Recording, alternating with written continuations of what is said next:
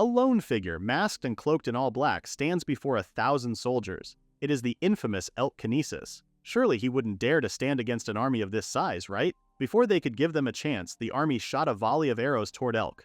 But to their surprise, their arrows never landed and were suspended in midair before flying back to them. Many soldiers from the front line were struck dead, so they decided to go all out with their offense, the typical conquer and overpower technique for complete domination. Or at least that's what they hoped until they felt tremors all around. The soldiers were shocked, literally, and that's when they saw a giant boulder floating, which immediately came crashing down, taking out numerous soldiers. Looking at the havoc before their very eyes, some of the soldiers could only stand frozen in their tracks, commenting they couldn't believe this was the weakest skill in history, telekinesis. But let's wind it back to the start. In their world, the gods bless children as soon as they turn 10 with special powers. These blessings help improve people's lives, contributing to a better society. But as time passed, these blessings became the basis for social standings and professions. 10-year-old Elk Kinesis had just put his full focus on making an apple move, only for the item to give him a little wiggle. Well, right now it may be the weakest skill in the world yet.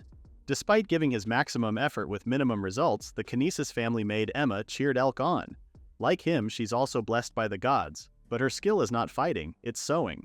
Back to Elk. Poor boy's downtrodden at how useless his skill is, hanging his head low because of how far behind he is. He felt hopeless, knowing that people's worth is tied to their skills nowadays, and for the son of a duke struggling with such an ability, the future doesn't look too bright for him. Emma clutched Elk's hand in both of hers, reminding the young lord of the promise he made with his late mother. No matter what skill we receive, we'll do our best. The late Rose Kinesis kept telling his son those words, which Emma is now echoing.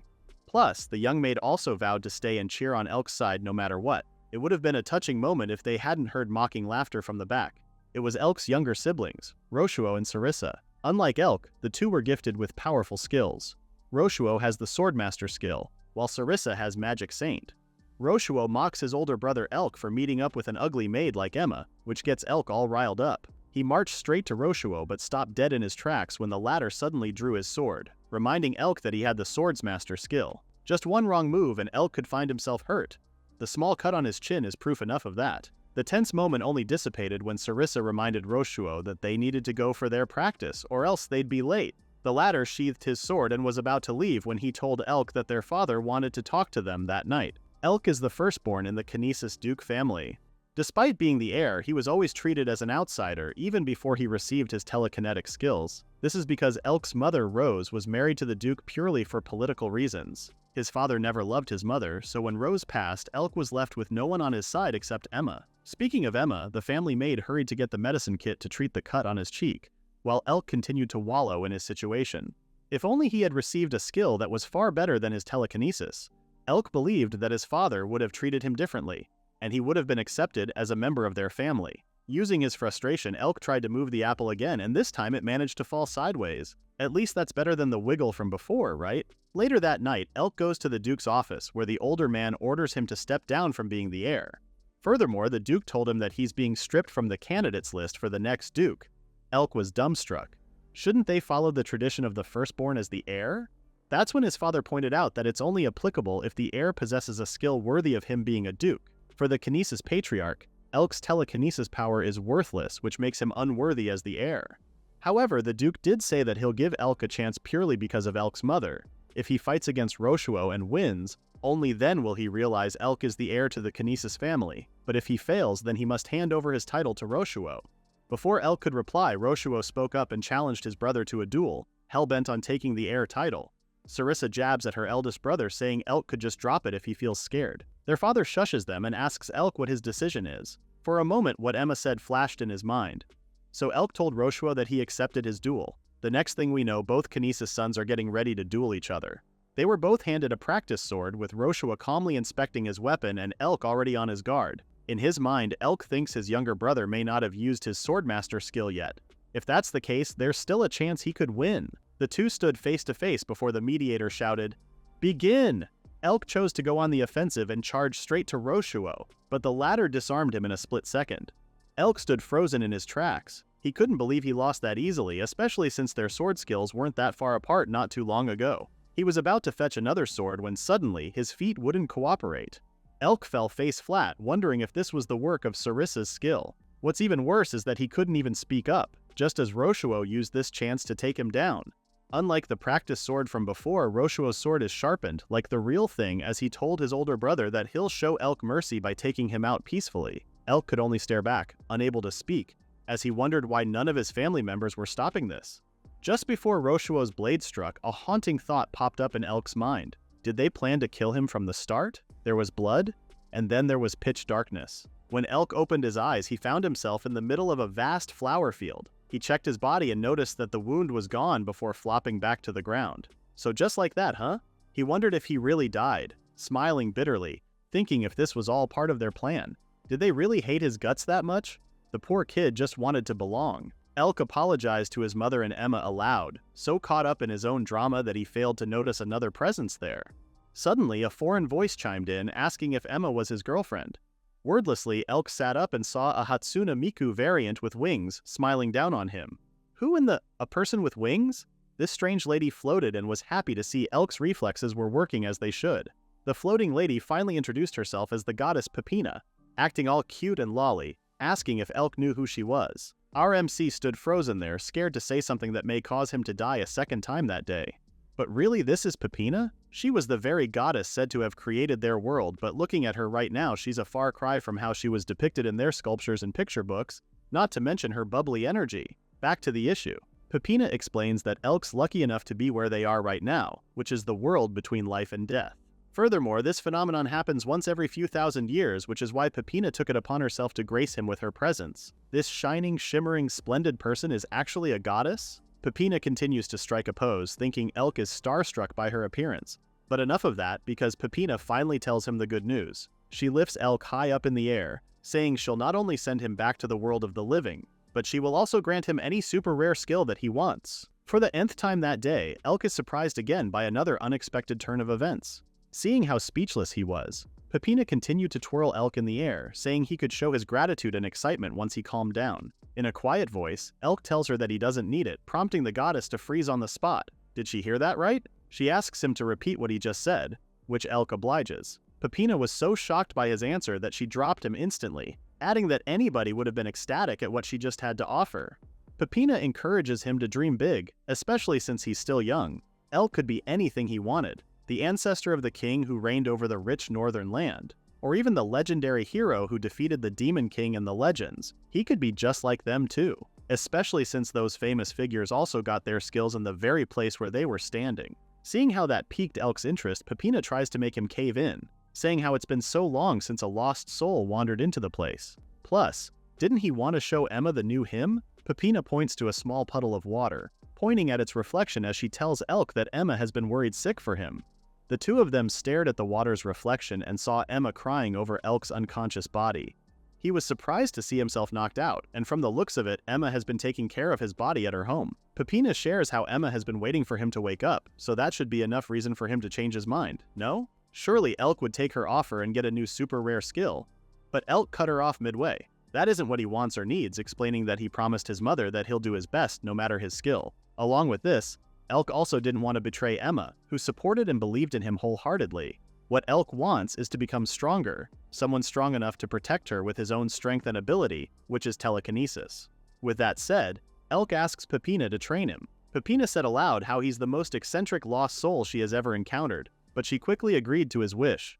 After all, it looks like a fun way to pass the time. Elk was elated, so the goddess had to tell him up front that training telekinesis takes a long time.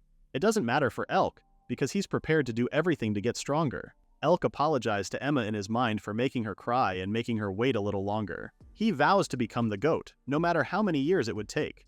If a god trains his useless telekinetic skill, then surely it would amount to something someday, right? Elk was already so deep in his thought that Pipina had to pull him out of his reverie, promising that she would get Elk to finish his training in time. That prompted Elk to ask how long their training would take.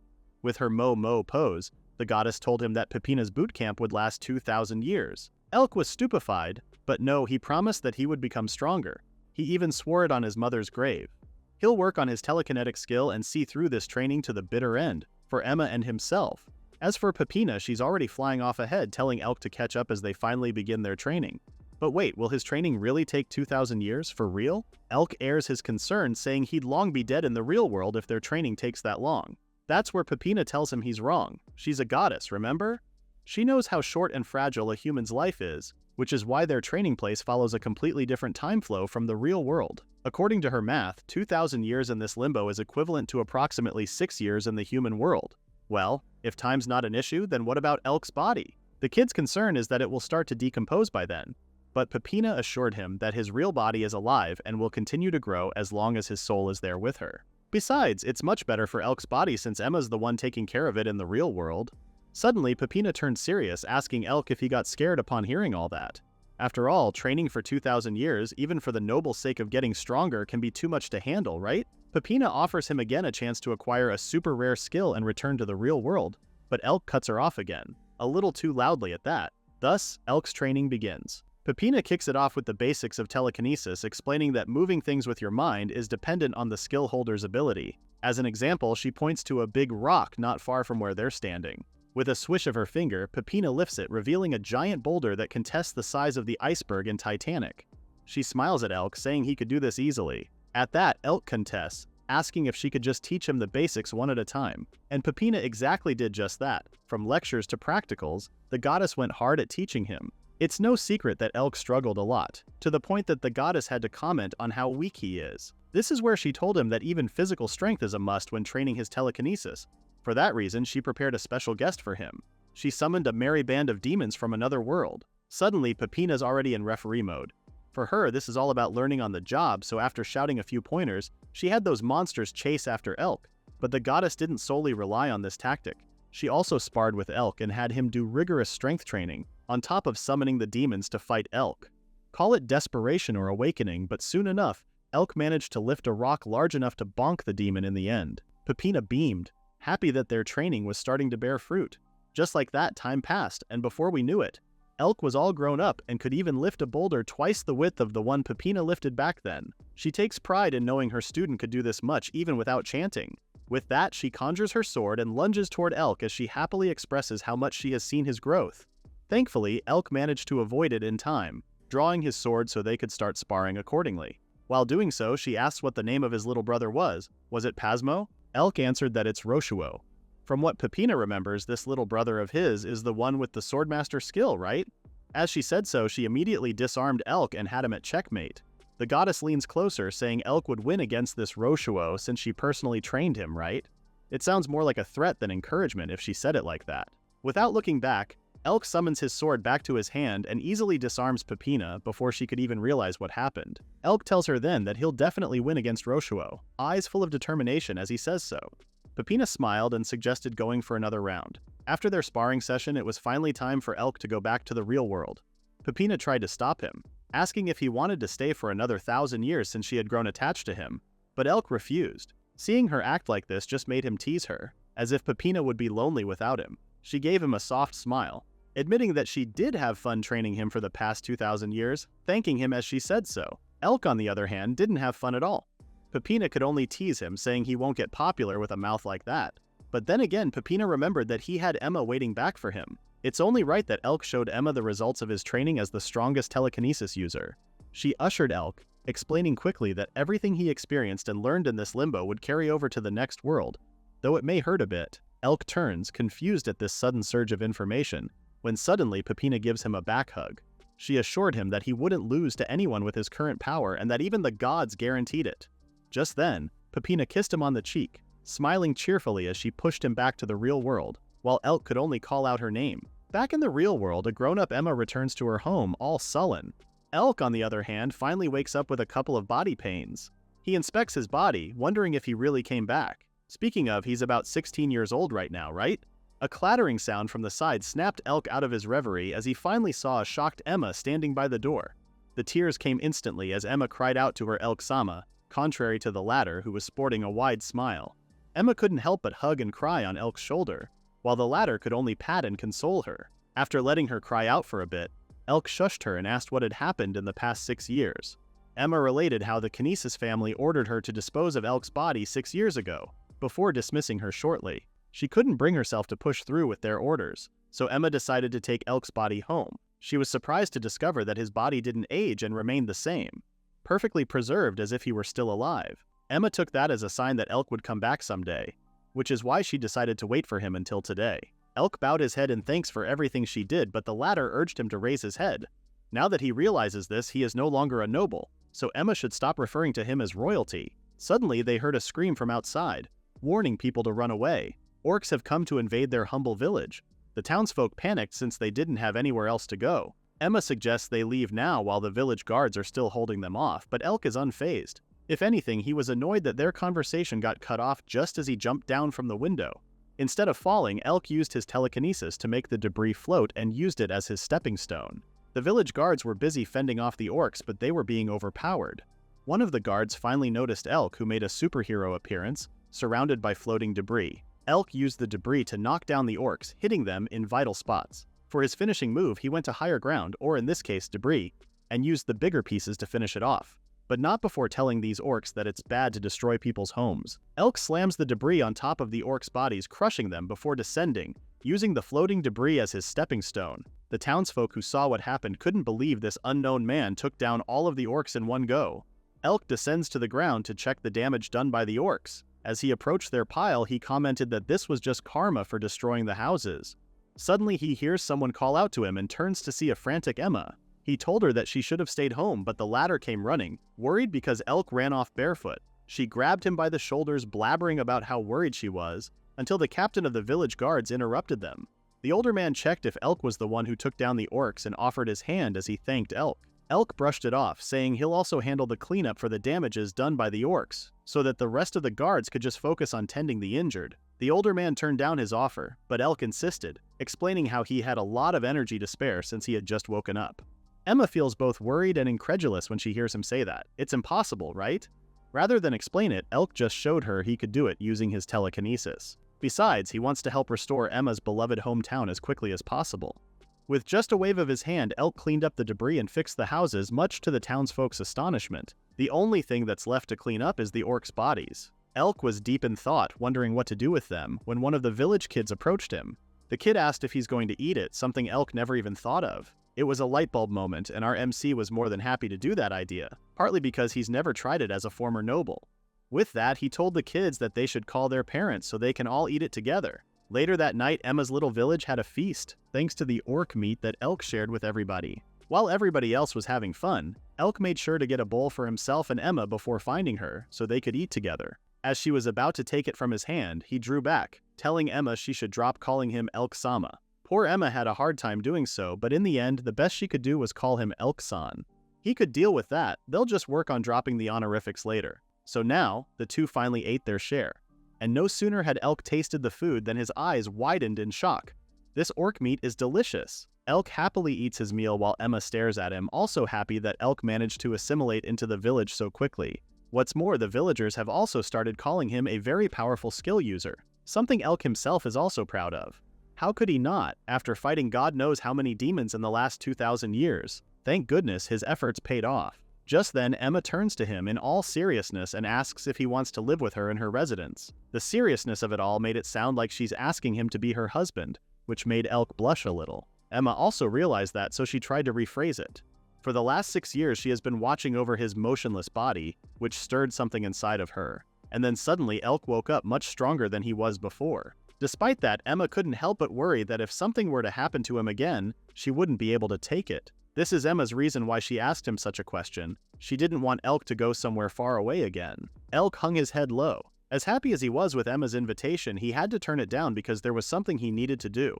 Upon hearing him say that, surely Elk didn't mean to do that, right? Return to the Kinesis family? She told him that he was already removed from their family records, but that's not what Elk wanted to do. He's not going back to become part of their noble family. He's going back because he wants to exact his revenge. Did she hear that right? He's doing it for revenge? Elk assured her that it's not that kind of revenge she's thinking of, seeing Emma all tensed up. This time he just wants to set things straight and release the burden he's been carrying in his heart. And for that he has a proposal. Since they're both 16 years old, shouldn't they start attending school? Now that idea made Emma even more shocked. Elk knows that their esteemed Kinesis family has been attending the Gallatin Royal Academy, so it's a given that Roshuo and Sarissa would enroll there too.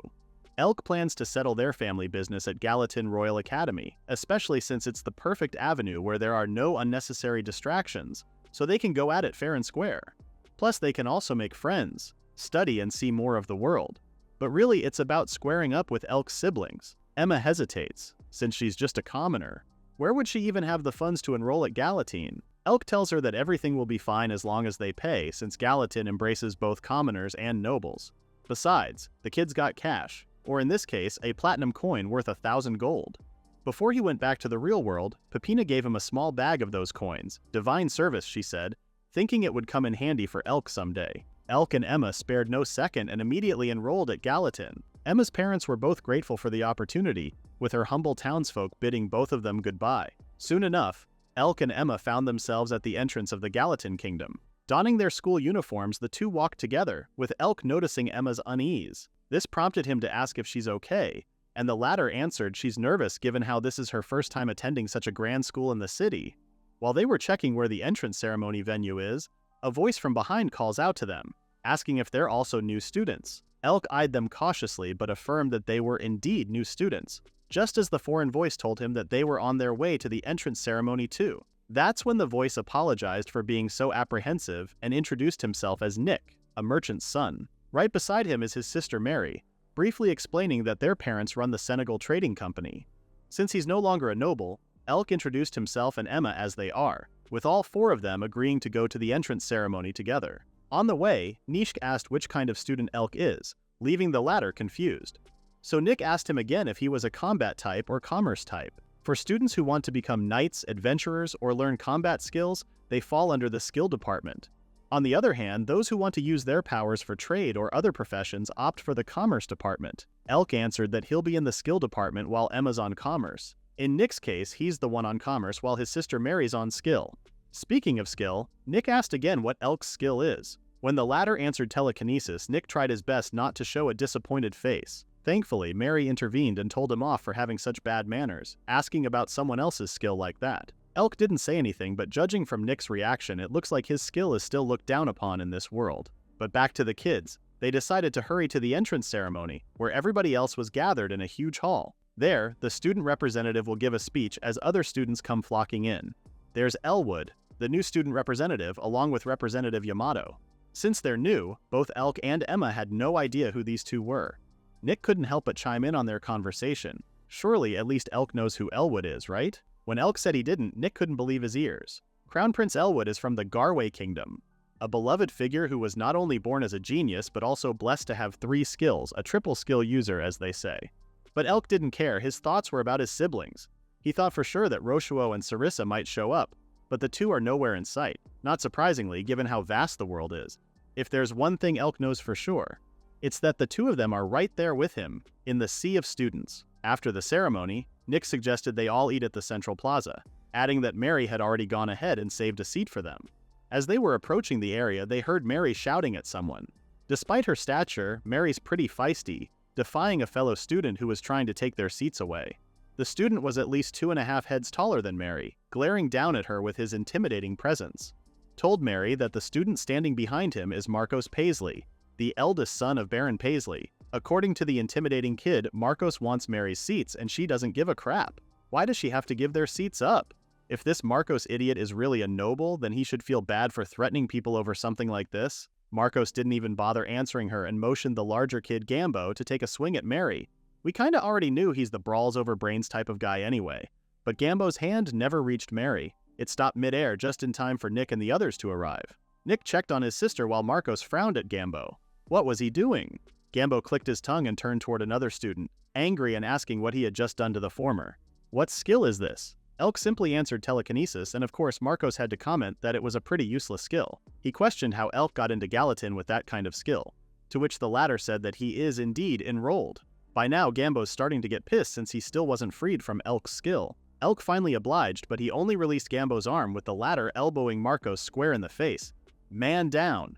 Marcos collapsed to the ground with a bleeding nose while Gambo could only apologize profusely. But Gambo forgot about his bleeding nose for a minute when Elk asked if he still wanted to go, exuding 1,000 aura points at that. Seeing that look in his eyes, Marcos retreated with Gambo assisting him. Nick asked what Elk did to them, but the latter only turned and happily said they should eat. After eating, each of them heads to their respective class. Elk is part of Year 1 Class F in the skill department, under the tutelage of Shakariki, but he was pretty chill. instructing his students to introduce themselves along with their skills and where they came from. The students could already tell that their sensei is a whatever type of person due to his carelessness. The first to introduce herself was Representative Shakiba Yado, followed by Gambo. As it turns out, Gambo came from the Log Kingdom and dreams of becoming a knight for their country. Then it was Elk's turn. He told the class that he's from the Deo Kingdom and his skill is telekinesis. As soon as he said this, Gambo was the first to react mockingly at that. Elk reiterated that his skill is telekinesis, saying that he doesn't think his skill is useless, unlike what the majority of the country believes. Gambo continues to jab at his skill, looking down on Elk, saying he's a weakling who can only move objects. From Gambo's perspective, such skill can never match a real combat skill.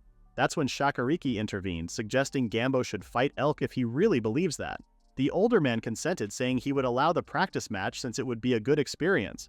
Besides, a martial arts tournament is coming up soon, which will determine the top students. Furthermore, Shakariki also noticed that the two seemed to have some unresolved tension between them. So just like that, Elk and Gambo went to the Academy training grounds, which is a real 0 to 100 real quick moment. On his side, Shakariki never even thought he'd host a mock battle on the first day, yet here they are.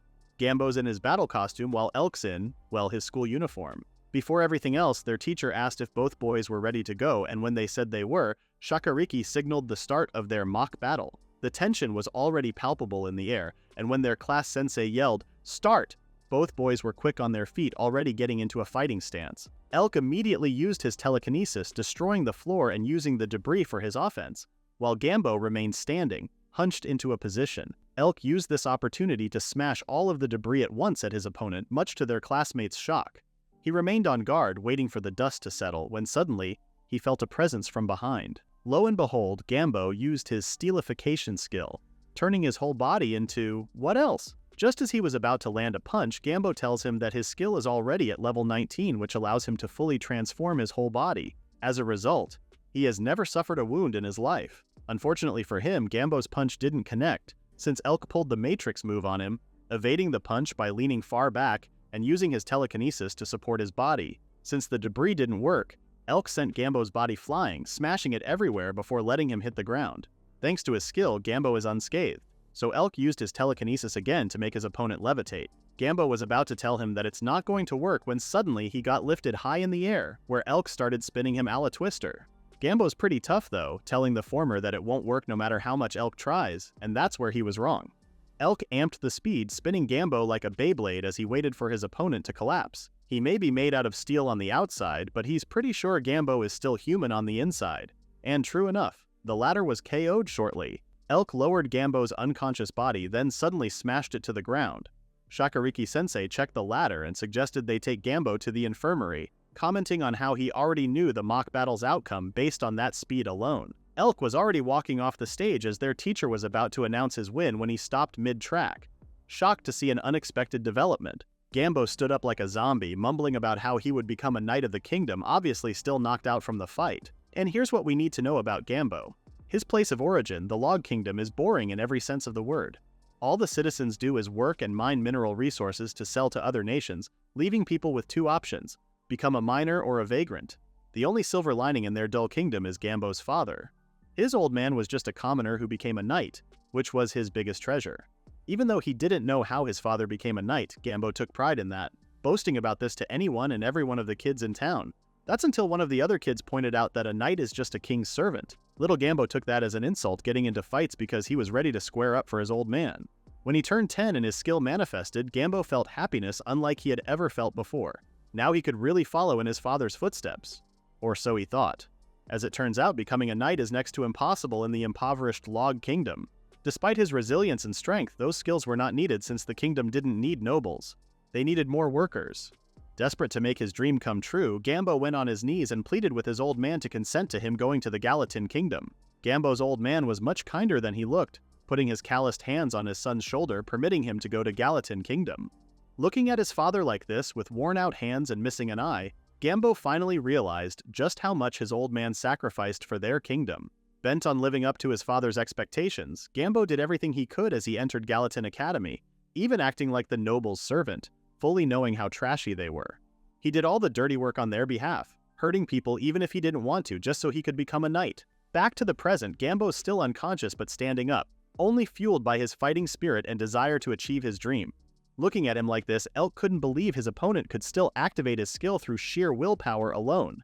It's just not possible. Elk knows that the only thing that kept Gambo standing is his strong desire to become a knight. Instead of walking away, he walked back to Gambo, alerting their sensei to what he was about to do. He stood toe-to-toe against Gambo, commenting on how he doesn't like how violent the latter is. Still, Elk knows how the other is feeling because he too was just like that for a time. Back when he was still training with Pipina, he hit his limit more than he could count, but he refused to give up because of his unwavering wish to exact revenge on his siblings. Suddenly, Elk stretched his arms out wide, ready to exert the same effort as his opponent was still showing. Despite being unconscious, Gambo has shown his impressive fighting spirit, which is why Elk believes it's only proper for him to do this.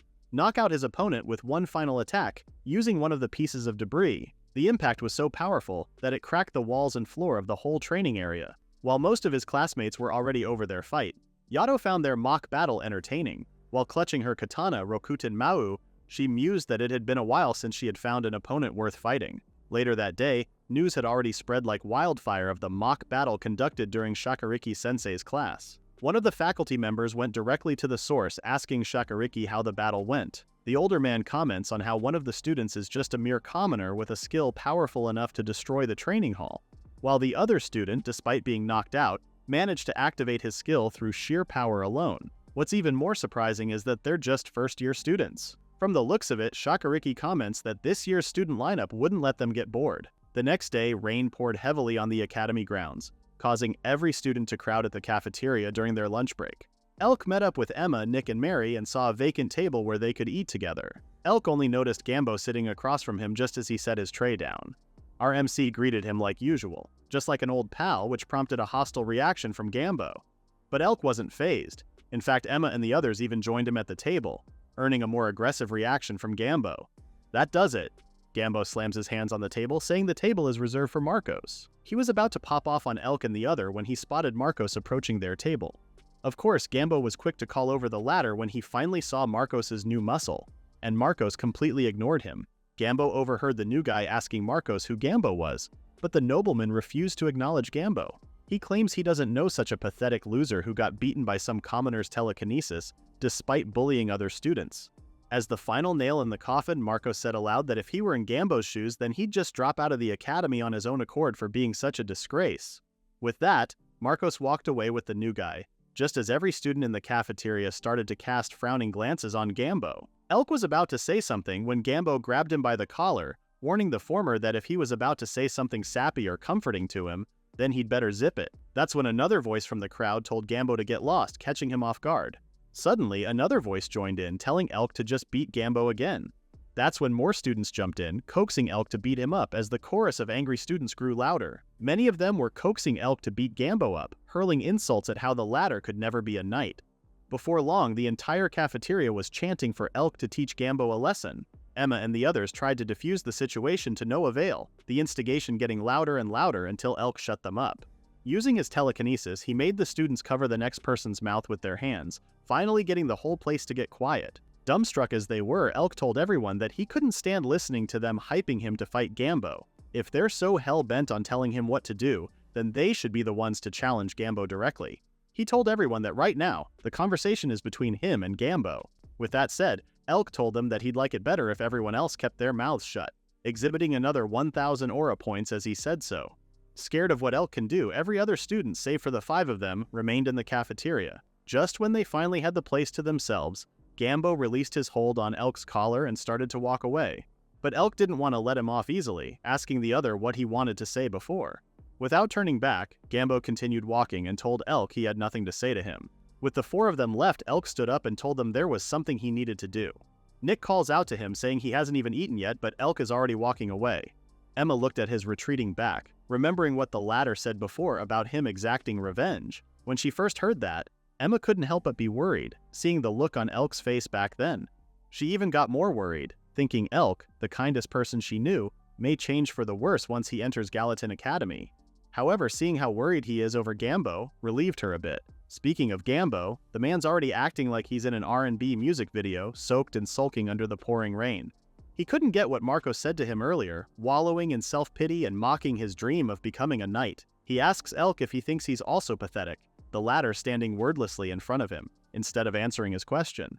Elk told them they should head inside since Gambo's already getting soaked. Upon hearing that, Gambo commented snidely, insinuating that all of this is Elk's fault. In his defense, Elk points out that it was Gambo who threw the first stone, making fun of his introduction in class.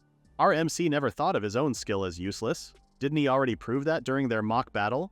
Well, that doesn't help ease Gambo's feelings, rambling on just like that. Elk raised his voice, drowning out Gambo's self-pity monologue. Out of everyone in Galatine Academy, Elk knows how much Gambo wants to become a knight, even acknowledging the latter's efforts. He already realized it during their fight yesterday. Even Gambo knows it too, right? Gambo couldn't get all this blabbering and nonsense. So what if Elk knew all that? Just what did he want from Gambo? To Gambo's surprise, Elk offered his hand to him and said he just wants reconciliation. Now that's something Gambo didn't expect, finding it hard to comprehend what our MC was doing. On Elk's side, they weren't even on bad terms to begin with, so they should just make up. No, that sounds pretty corny to Gambo, like what are they? Best friends? Elk already thought they were friends, given how they fought fair and square yesterday. Gambo was speechless, while Elk continued about how Marcos never really cared about him in the first place.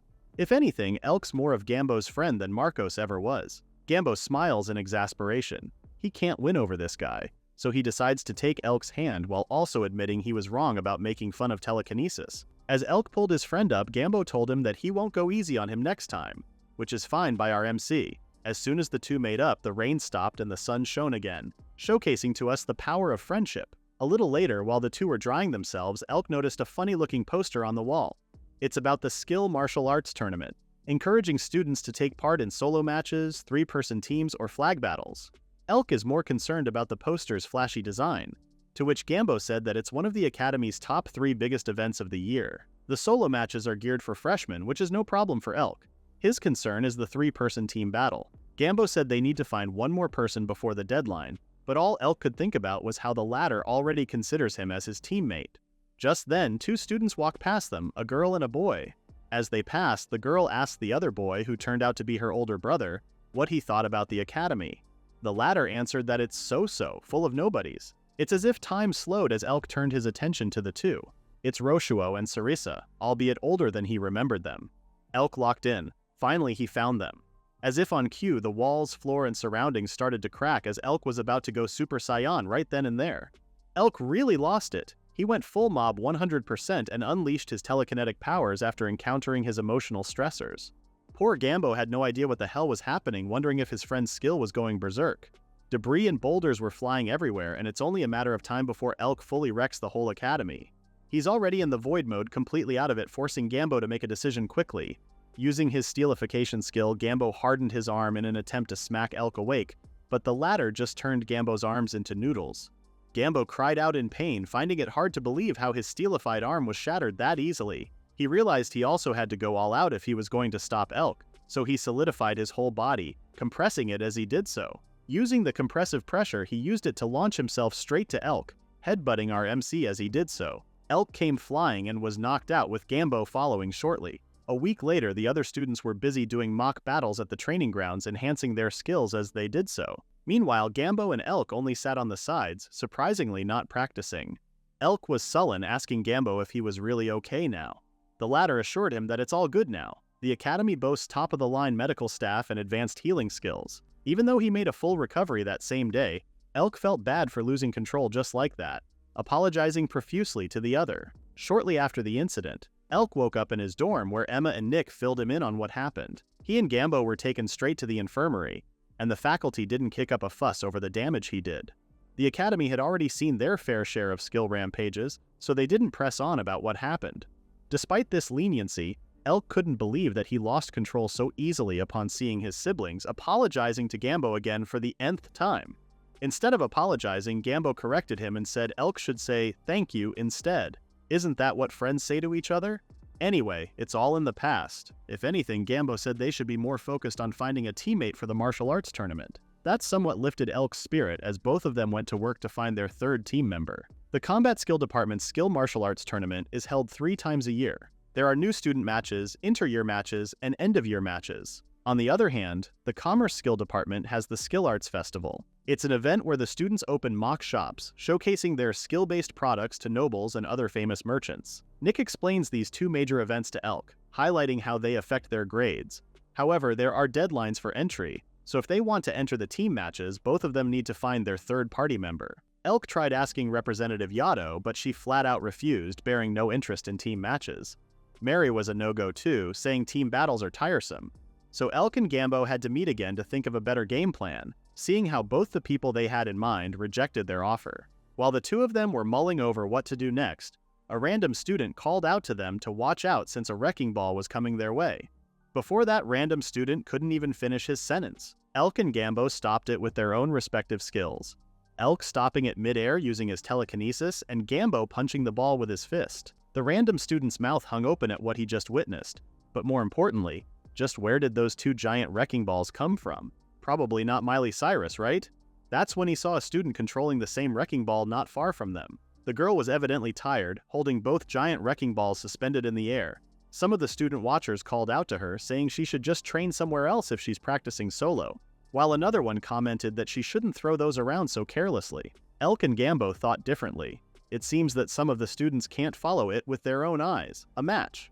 As it turns out, Girl Wrecking Ball wasn't just swinging those giant orbs around carelessly. She was in the middle of a battle, and her opponent was too fast for her to catch up to. She grows irritated at how slippery her opponent is when she finally locks in and realizes the other is behind her. She swung those giant balls around, hoping she had finally gotten her, but the other student just maneuvered over the giant ball before kicking her in the shin. Wrecking Ball Girl's finally knocked out, so we could finally see her opponent now that she's standing still. This new girl told the other that it was a good match. Meanwhile, Elk and Gambo were busy assessing their fight. Elk's impressed, seeing how she was able to win with just minimal movement, a sentiment Gambo echoed. Suddenly, this girl was all giddy, hearing Gambo and Elk praise her like that. She already knows the two of them were first-year students as well, adding that she's fine from Class 1B.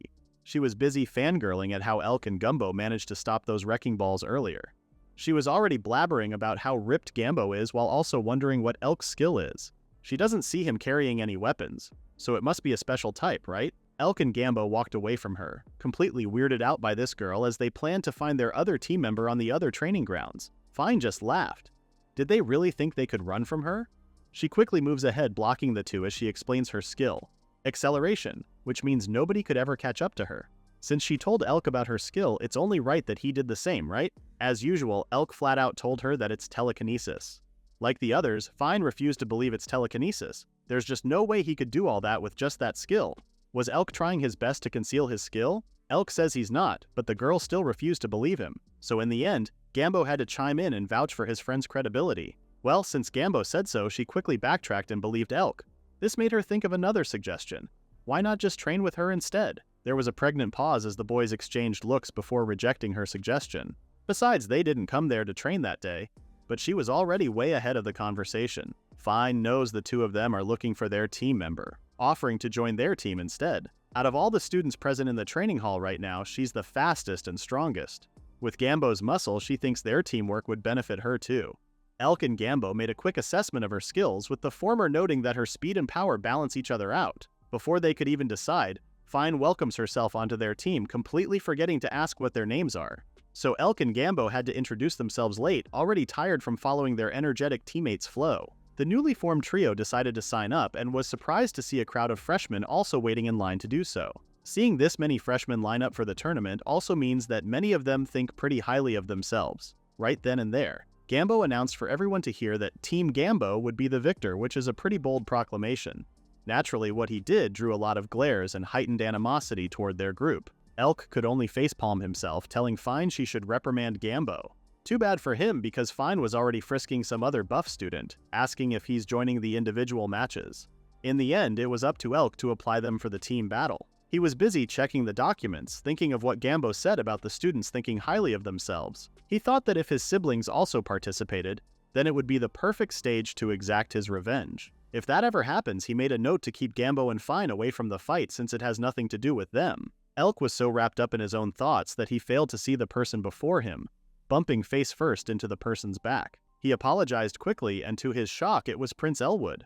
The latter didn't smile and told Elk it's all good, but our MC could only remember him as the one who spoke at the entrance ceremony back then. Elwood had a quick read on Elk's reaction, commenting on how he could read through our MC's thoughts, like, what was a person like Elwood doing in a place like this? To that, Elwood broke out his comedy side, saying he has always dreamed of waiting in queues like this, turning in applications and that kind of stuff. He was a prince through and through since he had a line of butlers and servants to do this kind of stuff for him.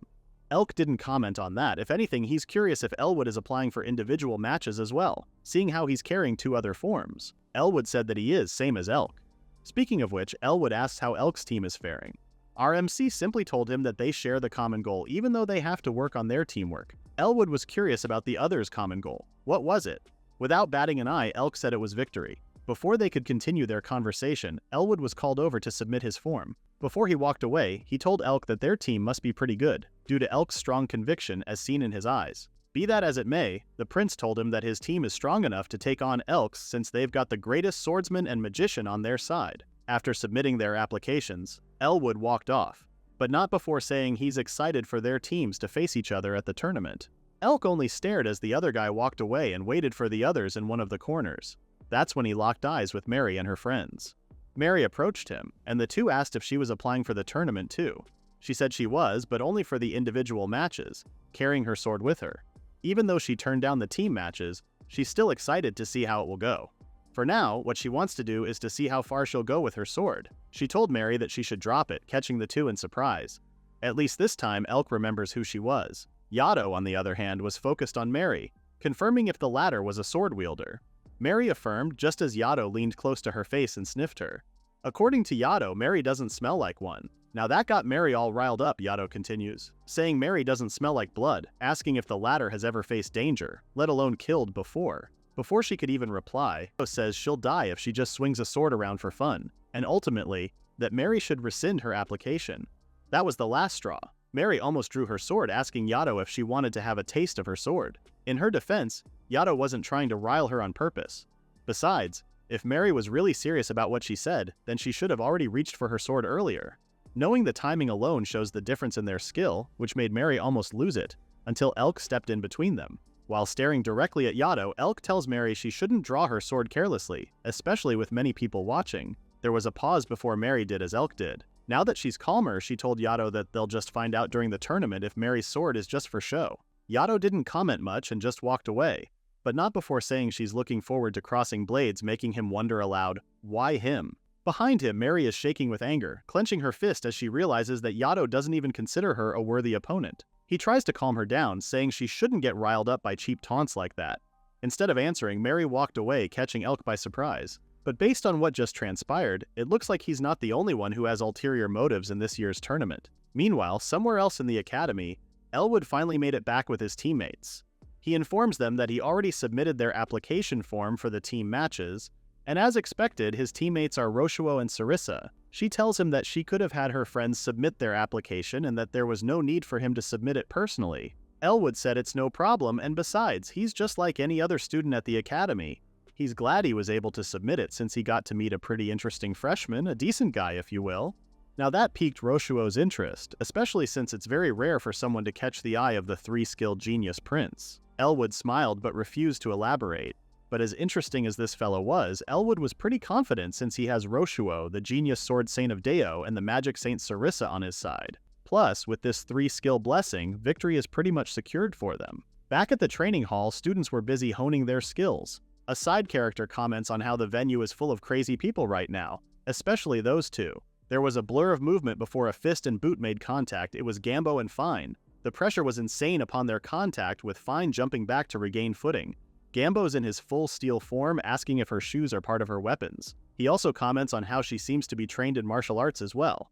Fine answered that he's right on all accounts before going in for another attack. This time she pulled a Shishi Rendan, but Gambo easily blocked it. He could easily read her movements because he grew up fighting, so he taunts her instead.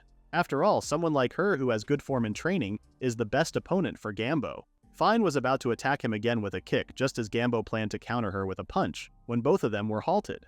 Elk used his telekinesis to stop them from going all out, reminding them that they're just training. Since other students are looking, it's best to keep their aces up their sleeves.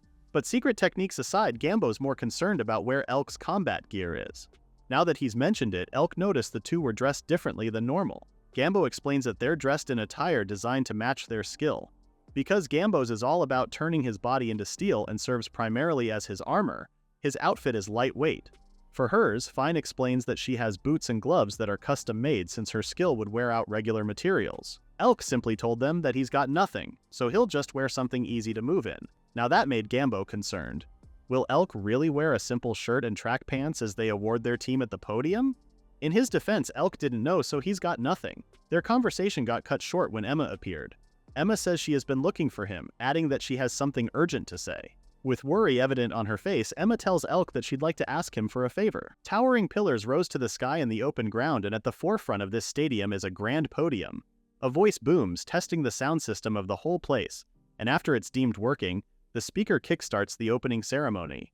Students are lined up in squads before the grand podium as cheers echo across the open arena. The speaker then calls on the headmaster to deliver his opening speech. An old man with long white hair brushed back paired with a white beard steps onto the podium. He begins by saying how he doesn't really like doing long speeches, so in line with that, he'll keep it short. He strokes his beard as he says that if they get injured, it will be fine, because they have the esteemed Dr. Nightingale with them. So yeah, they got it all covered. And that about sums up this old man's speech. Well, he really did good on his promise to keep it short, didn't he? Anyway, the student representative calls for the one person the headmaster mentioned, but not before introducing her. She's the tournament's acting chief medical officer and the academy's health doctor. But most importantly, she's one of the 5 stars. With that, he welcomes Dr. Nightingale, a serene woman donning white robes and a matching white headdress. From the crowd, there were murmurs as the students talked among themselves. Was that right? She's one of the 5 stars? Apparently she's the real deal since her skills are S-ranked, the highest tier. Some of the students were discussing how the academy is rumored to have some of the best doctors available, but they didn't expect to actually meet the best doctors out there. Dr. Nightingale stands before the podium for a long moment without saying anything until she finally speaks. The solemn doctor echoes the headmaster's sentiments, saying that whether it be a physical injury or even death, it can all be healed within a day. Even death? With that said, she gives the go signal, allowing students to fight it out to their heart's content, hopefully to learn from death, pain, and despair. Well, so much to get the crowd hyped. Dr. Nightingale makes her exit, where the headmaster praises her for a job well done at the back. But instead of thanking the older man or feeling delighted at the praise, she asks him if what they said was appropriate in this setting. The headmaster affirms, saying it will help the new students brace themselves, both the students in the main hall and those in the waiting room. Speaking of the waiting room, Gambo and Finn watch the whole thing from a TV screen in one of the waiting rooms. Gambo feels a little surly because why do they have to watch the opening ceremony here? Finn tells him that it's fine since it can't be helped. Only the top-tier teams with noble backgrounds get to attend the opening ceremony in person. Opening ceremony aside, Gamba says it should be about time, shouldn't it? Finn says he will be here soon. She's pretty sure he'll make it. As if on cue, a hooded figure clad in an all-black ensemble enters the room. It's Elk, and he even has a half mask on to partially cover his face. Emma appears beside him, apologizing since the adjustments took longer than she thought. But Gambo and Finn are just happy that their teammate and leader made it in time. Plus, he's rocking that assassin look. So let's wind it back to what happened at the end of the previous chapter. Do you remember Emma running to them in a rush, asking if she could ask a favor from Elk? So yeah, our hero turns to Emma, asking her what she meant by that and why she was so out of breath. Emma relays how she heard from Mary that Elk will be participating in the tournament. It made her realize that he might not have the combat outfit for it, which was why she rushed over. Elk continues to stare, still not following where she's going with this, until Emma finally asks him if she'll let her do it. With her sewing skills, she wants to make Elk his battle outfit. Elk grabbed both her hands in his, excited at the proposal. Would she really do that for him? If that's the case, then he'll let her do as she pleases, excited at the end result. Now it's Emma's turn to get shocked while Elk continues on, asking if she needs his help for anything because our boy was ready to do whatever it takes. Emma quickly snapped out of it as the former master and maid duo scrambled to get everything started. Meanwhile, Finn and Gambo exchanged looks from the side and just smiled at the two.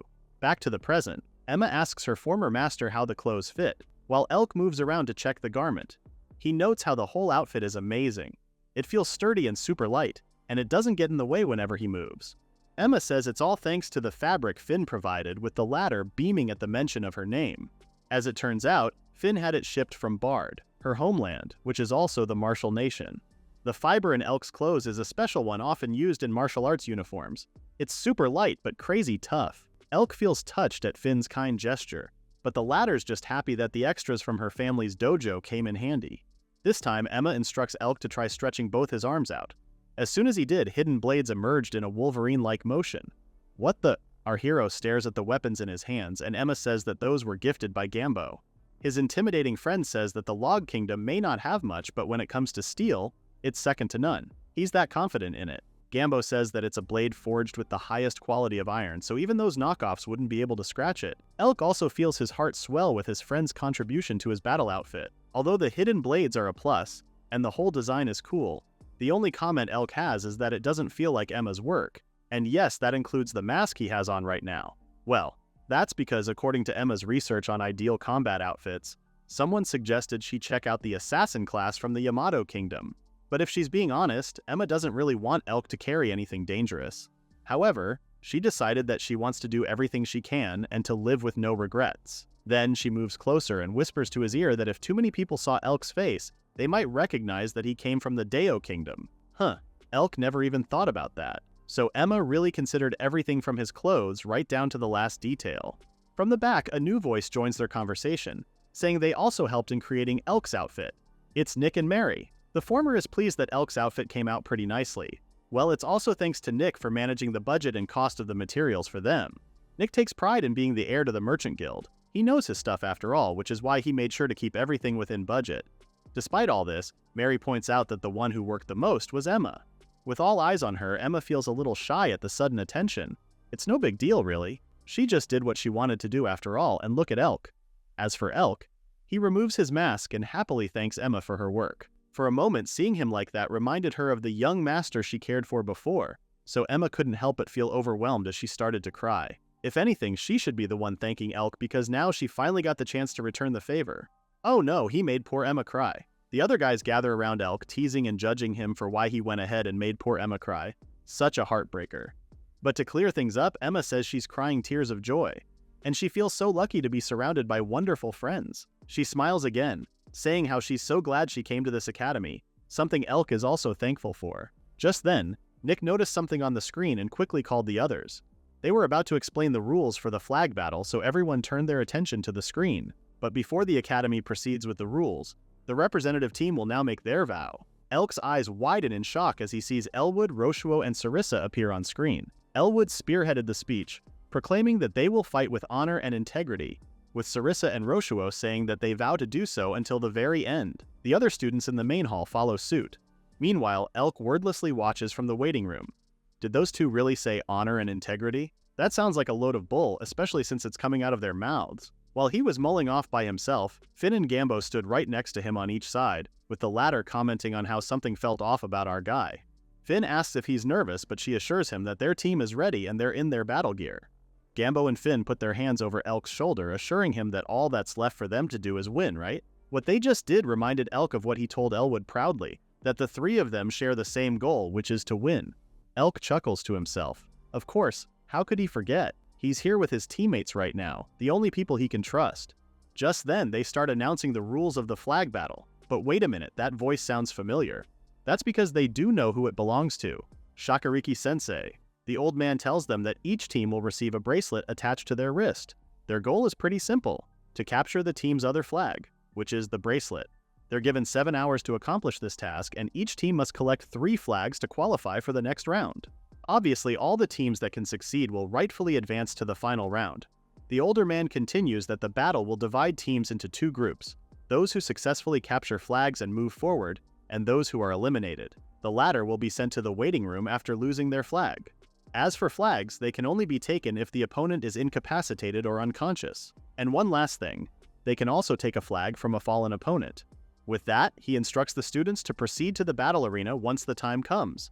In the waiting room, Elk practices his telekinesis with pebbles while waiting for their turn. Finn does her stretches while Gambo quietly stands on the side.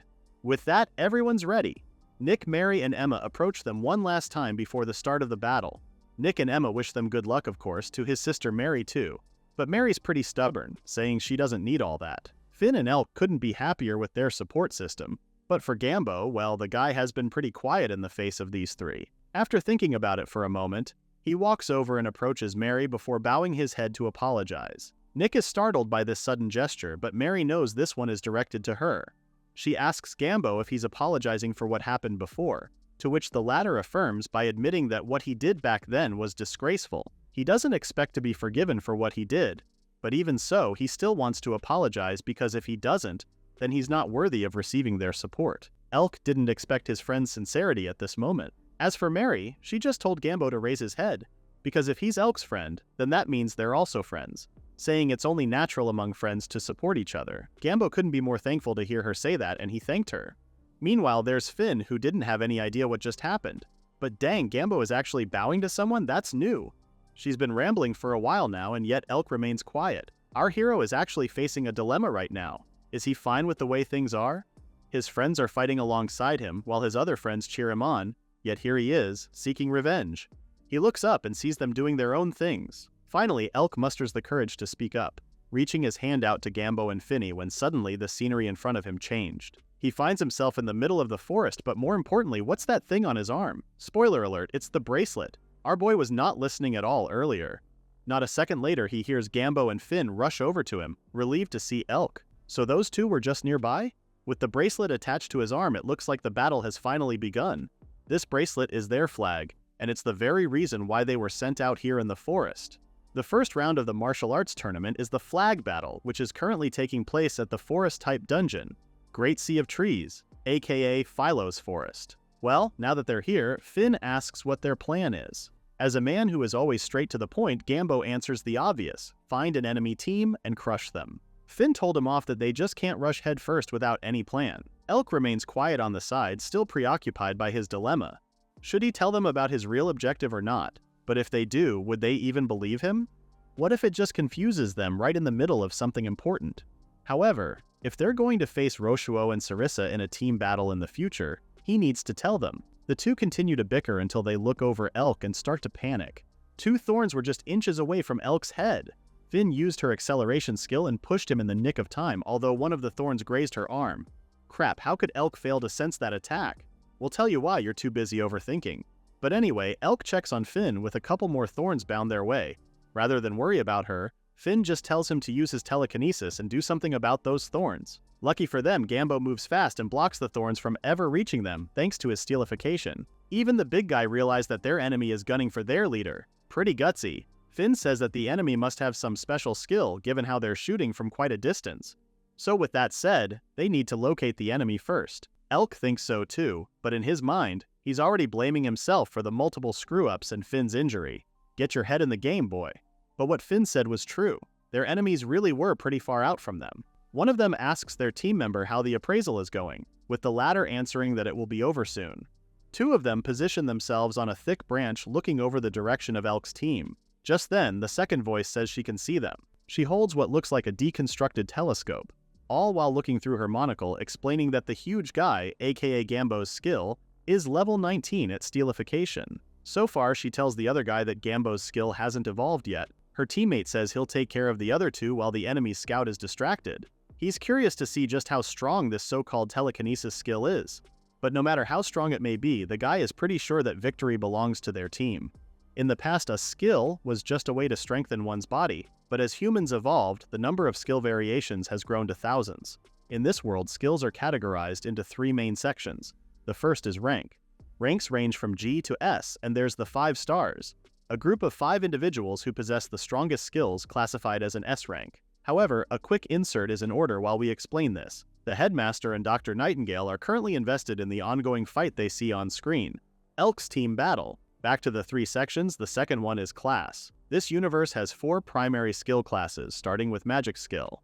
This skill allows one to manifest their own into elements that fall under that. Then there's weapon skill, which is the ability to enhance weapons and wield them in combat. One good example of a weapon skill display is what's happening during the fight. Right now, multiple thorns rush straight to Finn, but thanks to her acceleration, she manages to evade them in time. Now we have 2 more under the classes. We have the body strengthening skill, under which Finn and Gambo fall. This gives them the ability to modify and strengthen the physical properties of their bodies. Gambo is currently in his Colossus mode, taking pride in how those thorns won't mean crap to him, at least not while he's using his steelification. His bragging earned him a scolding from Finn. He shouldn't get so cocky since the next attack is coming. Ha! Gambo already figured it out. The thorn's trajectory is so simple that he doesn't even have to dodge them. Famous last words. Just kidding, but he did eat his own words because suddenly, the thorns are bumping against each other and are ricocheting all over the place, like his body. And who's within range of him? Finn. Even if Finn tries to escape, she can't. It's like their enemy already knows what her next move is. Finally, we have the last class in the skill classes. just when Gambo and Finn were bracing for impact. To their surprise, it never came. Now the last class is fundamentally different from the other three because it's a unique skill, which is best seen in our hero, Elk. Our guy really stopped all those thorns mid-air, asking the two if they're okay while he's at it. Gambo and Finn rush over to him, and they couldn't be more thankful for how they were saved at the last minute. Gambo points out that they need to do something about their current situation, and these giant trees aren't helping. Because of how dense the forest is, the other team is using it to their advantage as camouflage. Elk says that's not the case. He knows for sure that there's only one person nearby, and according to his skill, it feels exactly the same as the thorn attack from earlier. This means that if the enemy wants to keep them in sight, they must be pretty close. Finn interrupts him, saying that something feels off. Leave it to a girl in her gut because she's right. There's a giant thorn hanging above them, with our trio looking directly at it. If you thought we forgot about the third and final section in skills that we were talking about earlier, you're wrong. Because finally, we're left with level. You see, each skill has defined level caps, and it's said that when a skill reaches its max level, it evolves and gains new abilities. Back to the giant thorn levitating above them, Gambo wonders if their bastard of an enemy just recently evolved his skill, while Finn's current concern is that that ain't no thorn. That's a giant bazooka. Just like that, the giant thorn rams itself into the very ground where our trio stood. A lone man finally reveals himself not far from where our trio is. Judging by how quiet it is, he refuses to believe that those three got taken out by something like that. He wonders if that dude with the black outfit let his thorn go off on purpose, or if they are trying to conceal their presence now with the smoke and dust still swirling about. In any case, that's fine with him since he needs time to reset his skill's cooldown anyway. But even this guy knows that the dude in the black outfit is the strongest on their opponent's team. He also notes how that very dude, our boy Elk, is aware of his surroundings, moving about while also thinking about his team's defenses. This guy also knows that if Elk were alone, he'd probably switch and go on the offensive. But that's a problem for another time because with that, he leaves his spot. He believes that as long as Elk has those burdens with him, his only choice is to cover for them. For a scout like this guy, it's pretty convenient because he can attack those three all he wants. But who are these guys anyway? Flashback to before all this guy was suddenly set up by that dude from the end of the chapter with the girl with a monocle. Now the Thorn dude is not so hyped because how is she going to be a key player on their team? Does she have some kind of amazing skill? The girl replies that she can see every single skill a person has just by looking through the viewer in her hand. So what, an appraisal skill? Thorn dude is not so impressed because aren't appraisals normally done at the shrine? They're kidding, right? If anything, he tells the other dude that maybe they should invite someone on their team who's more, battle inclined. As far as he knows, there should be a body strengthening type in their class. Out of the blue, the girl starts yelling about the Thorn guy's skill at the top of her lungs. She knows that his name is Rudra, and his skill, Needle, is currently at level 28. Before she can say more, Rudra clamps his hand over her mouth to shut her up. Wait, why does she know about his skill?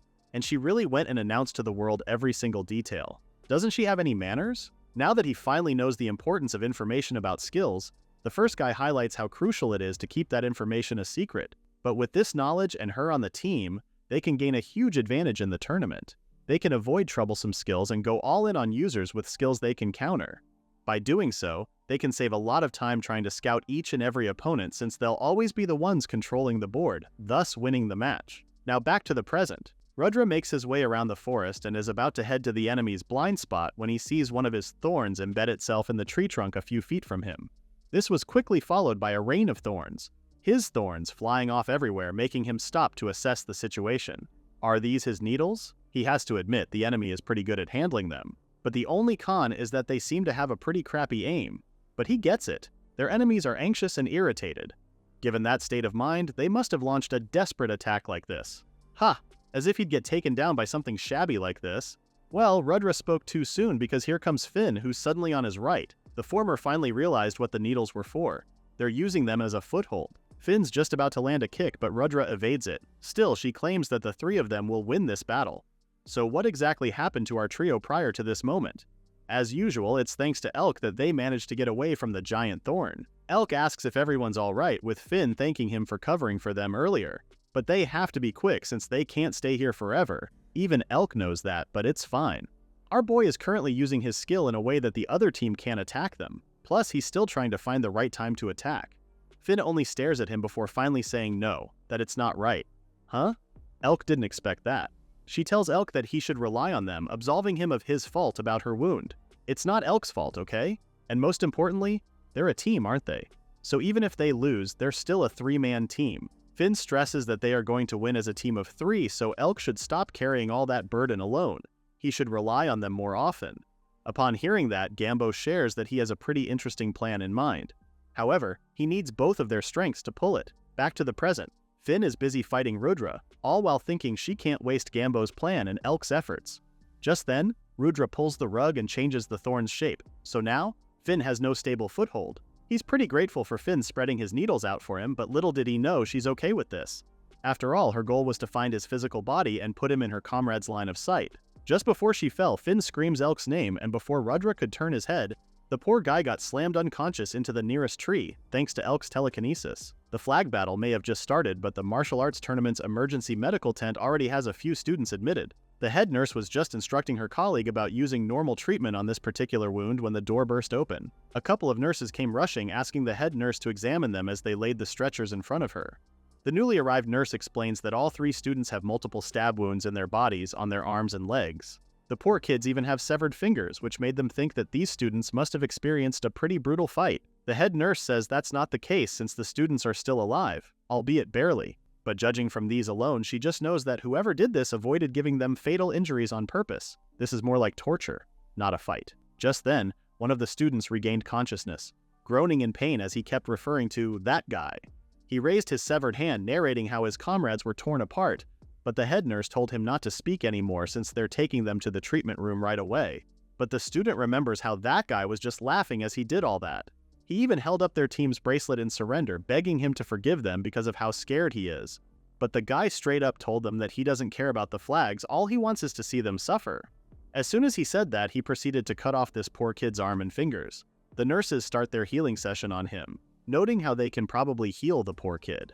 Still, they can't help but discuss among themselves how a freshman could do such a cruel thing. Sure, killing is permitted in this tournament, but the whole point of this was that it's supposed to be used as the students' training grounds for their combat skills, so they can effectively use them in real battles. Beating someone up one-sidedly just for fun is cruel. He's a monster wearing human skin. Meanwhile, somewhere else in Philo's forest, a beach umbrella stands apart from the lush green scenery.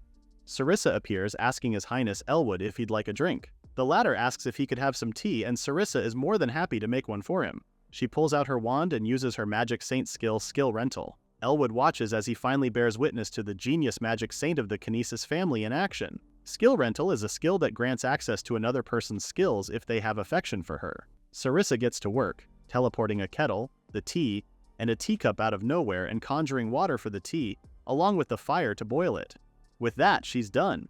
Seeing how she used 3 skills to brew tea, even Elwood notes how this is quite a luxurious tea time. Sarissa giggles because who would have thought that she'd get such praise for such a simple triple combo?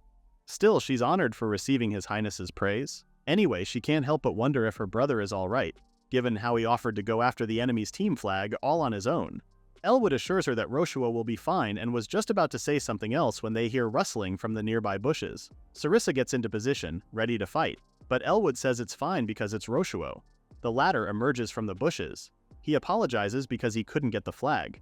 It turns out the last team ran away faster than he expected. Elwood, on the other hand, highlights that Roshua is an important teammate to him. Be that as it may, His Highness is not a fan of senseless violence. Roshua just said the other team got away, didn't he? To this, Sarissa giggles, saying he's not convincing anyone with that act, especially since he's practically covered in blood too. So he was the guy that the kid was referring to earlier. Roshua looks at his bloodied hands. Oops. And what's even worse is that this sicko relishes it. Somewhere else in the dense forest, there's a clearing where the trees have just been cut recently. And in one of the tree trunks, a severed hand is impaled, with the bracelet still intact. This dude is rotten to the core.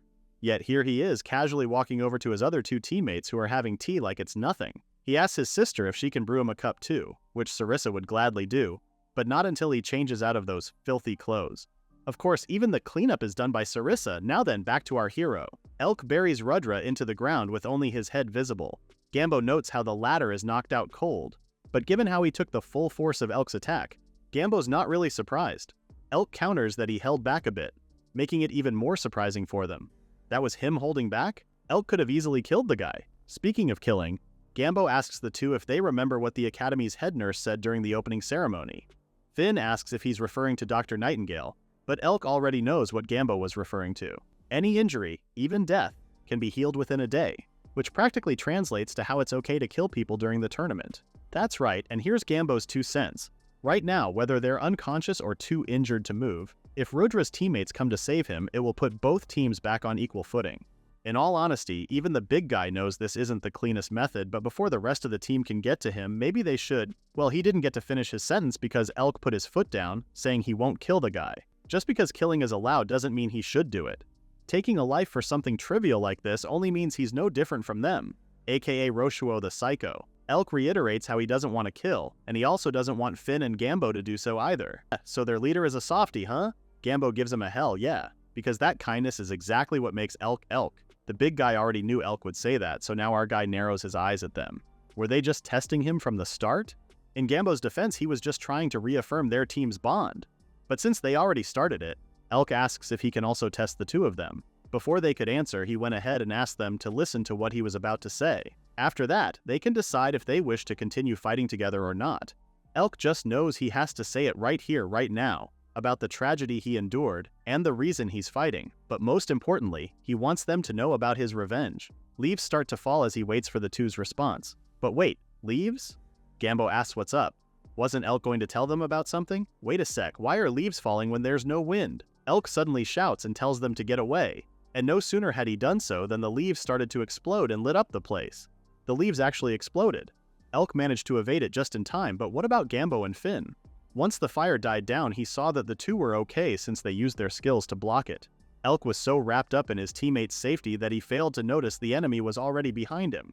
This guy has a pretty nasty skill explosion. As the name suggests, anything he touches with his hands explodes, and in this case, he taps both of his hands on Elk's head, igniting our hero's head as it explodes into a bomb. Now what will they do? He blew up their leader to smithereens with Gambo and Finn calling out to Elk at the same time. Let's wind it back to 15 minutes ago, before the bombing. The opponent's leader asks the girl if she's done analyzing the black mask guy, with her saying she's almost done.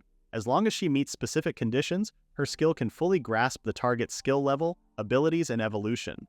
Right now she's locked in on Elk. Then it's done. She's about to share her findings when suddenly she is enveloped by a dark mist. What the hell is this, a black sea? Is this an enemy skill? But no, those three don't have anything like this. The girl squats and checks what these black swarming things are, extending her hands as she tries to scoop them up. She eyes the handful of black stuff on her palms, and is shocked to find out what they were. This is not black water, it's a mass of numbers. Wait, is this data? She finally understands that it's an overwhelming volume of information about the black mask guy's skill. This information is too much. She can't process it all.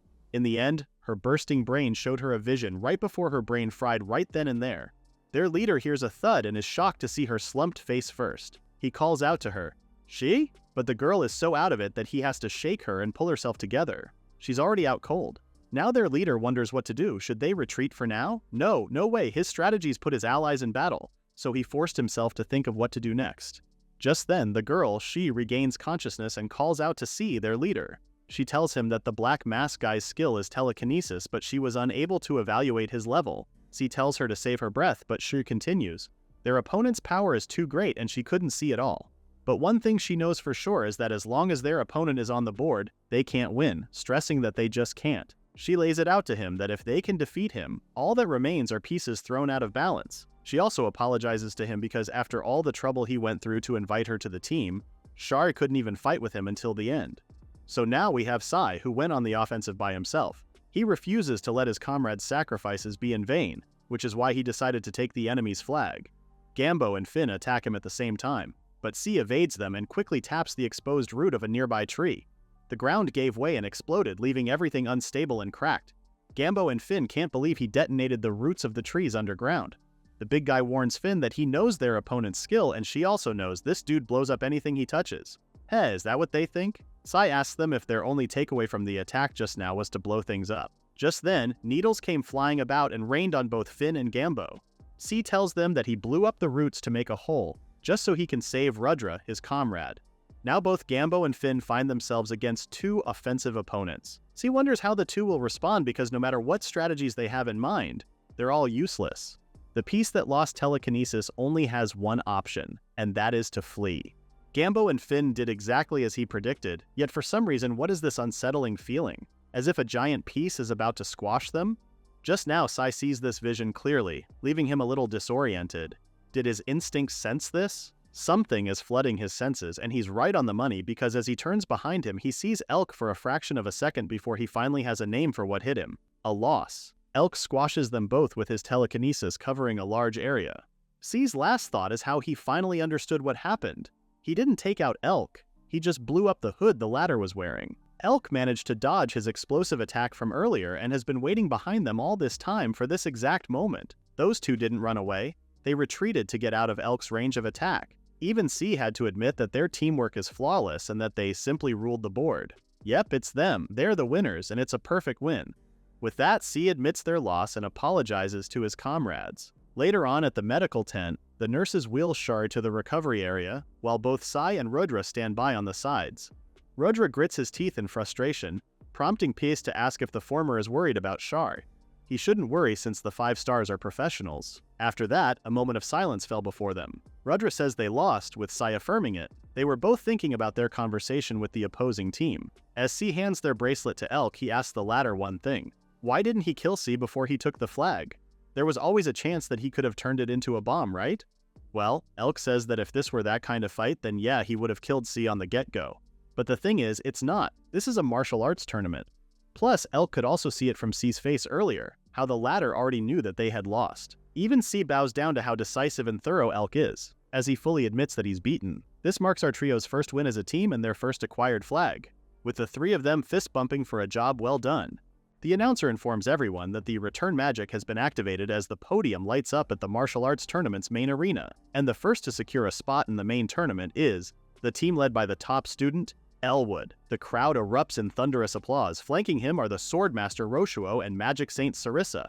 What a triumphant return! Roshuo waves at the crowd, saying how they were still the first ones to return even after all that messing around. Now it just makes him wonder what kind of opponents they'll face in the main tournament. From his side, Sarissa replies that the next event may be life or death, but at the end of the day, it's still just a school event. With that said, she doubts anyone strong enough to live up to his expectations will even be there. Well, the moment Roshuo saw he was on the same team as Elwood, he knew not to get his hopes up for the flag battle anyway. Unknown to them, a certain figure is on the balcony watching Roshuo and his teammates intently. A man leans over to the figure sitting next to him, trying to butter him up as he goes on about how Roshuo's team was the quickest to qualify. He'd expect this much given Roshuo comes from the House of Kinesis. Why, it's their father, Lord Kinesis himself. The Ducal House Patriarch doesn't agree with what the first man said and corrects him. Roshuo is actually the second son. Then Lord Kinesis narrowed his eyes at his son, glaring as he cursed him under his breath. He can't believe his son has gotten all giddy just for being an accessory to royalty. What the Kinesis house requires is an absolute talent that overwhelms all others. If Roshuo is content to be contained by a mere academy like this, then he's just as useless as he was. Since the Kinesis Patriarch mentioned that Roshuo is the second son, it naturally piqued the first man's curiosity. Thus, he asked the former what happened to the eldest son. To that, Roshuo and Elk's father answered curtly that the first son died long ago. At the same time, Elk finally reveals to Finn and Gumbo that he's the eldest son of the Kinesis Ducal House. Eh? There was a pause before Finna started panicking, shocked, because wait a second, this is too sudden. He can't just drop a bomb like that. Her brain can't keep up, he needs to explain. Unlike her, Gumbo sits quietly, waiting for Elk to continue. Okay, so to put it simply, Elk reiterates that he's the first son of the Kinesis Ducal House, which makes him Roshuo's older brother. He also tells them that Roshuo tried to kill him, and not only that, but that his entire family covered it up. As far as the world is concerned, Elk is practically dead. Neither of his younger siblings knows that he's alive, much less that he's attending the same academy as they are. He apologizes for springing up this piece of information on both Gumbo and Finn.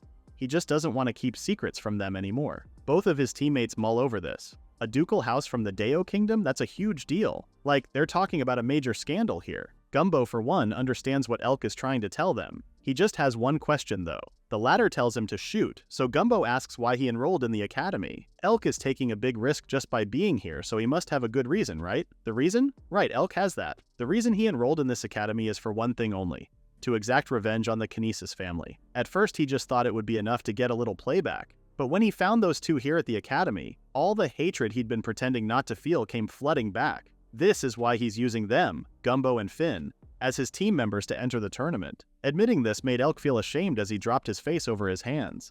He wants the pain, the humiliation, basically all of these to be experienced by his sibling in front of this huge crowd. He wants to return it to both Roshuo and Sarissa multiplied. Seeing Elk's reaction, Finn can't help but worry over him when Gumbo's loud words cut through the intense moment. Both Elk and Finn turn at him as Gumbo summarizes the whole thing most simply. So in short, Elk's pissed at his annoying little siblings and wants to land a solid punch on them to shut them up, right? Gumbo doesn't get all the complicated stuff, but what Elk really wants is a sibling fight, right? As far as Gumbo's concerned, they're fighting to win this championship. And the team with Elk's siblings is, without a doubt, the top contender. So they're bound to clash eventually, right? Both Finn and Gumbo stand, as the former tells our MC that they won't get in the way of what Elk wants to do. They're just as hyped up to kick the other team's butts and win this whole thing. Honestly, Finn was shocked when she first heard everything, but she also doesn't think that Elk was using any of them. Our MC feels touched to hear something like this, as he replies there's also something else he's been meaning to say to them. Thank you for being on my team. As Elk stands, they all hear a trumpet sound from a distance. Huh? Now they're all alarmed, looking around for where that came from. Gumbo knows that's not the signal for the end of the flag battle, so what is it? Elk warns them to stay on their guard and be prepared for an attack. From above, something zeroes in on Gumbo, and before any of them noticed, he was suddenly struck right on the face. Elk and Finn turn to him, his face all covered in blood, just as something appears within a few feet of them. Without turning away from Gumbo, Elk asks this newcomer if this was his doing. Was he the one who took down Gumbo? And the newcomer in question is an earth-clad competitor. The latter answers Elk with another question. So what if he did? Our MC spent no time and had the latter hit by multiple rock pillars holding him in place. Now Elk demands that their enemy hand over the flag right now since he needs to get Gumbo to the infirmary.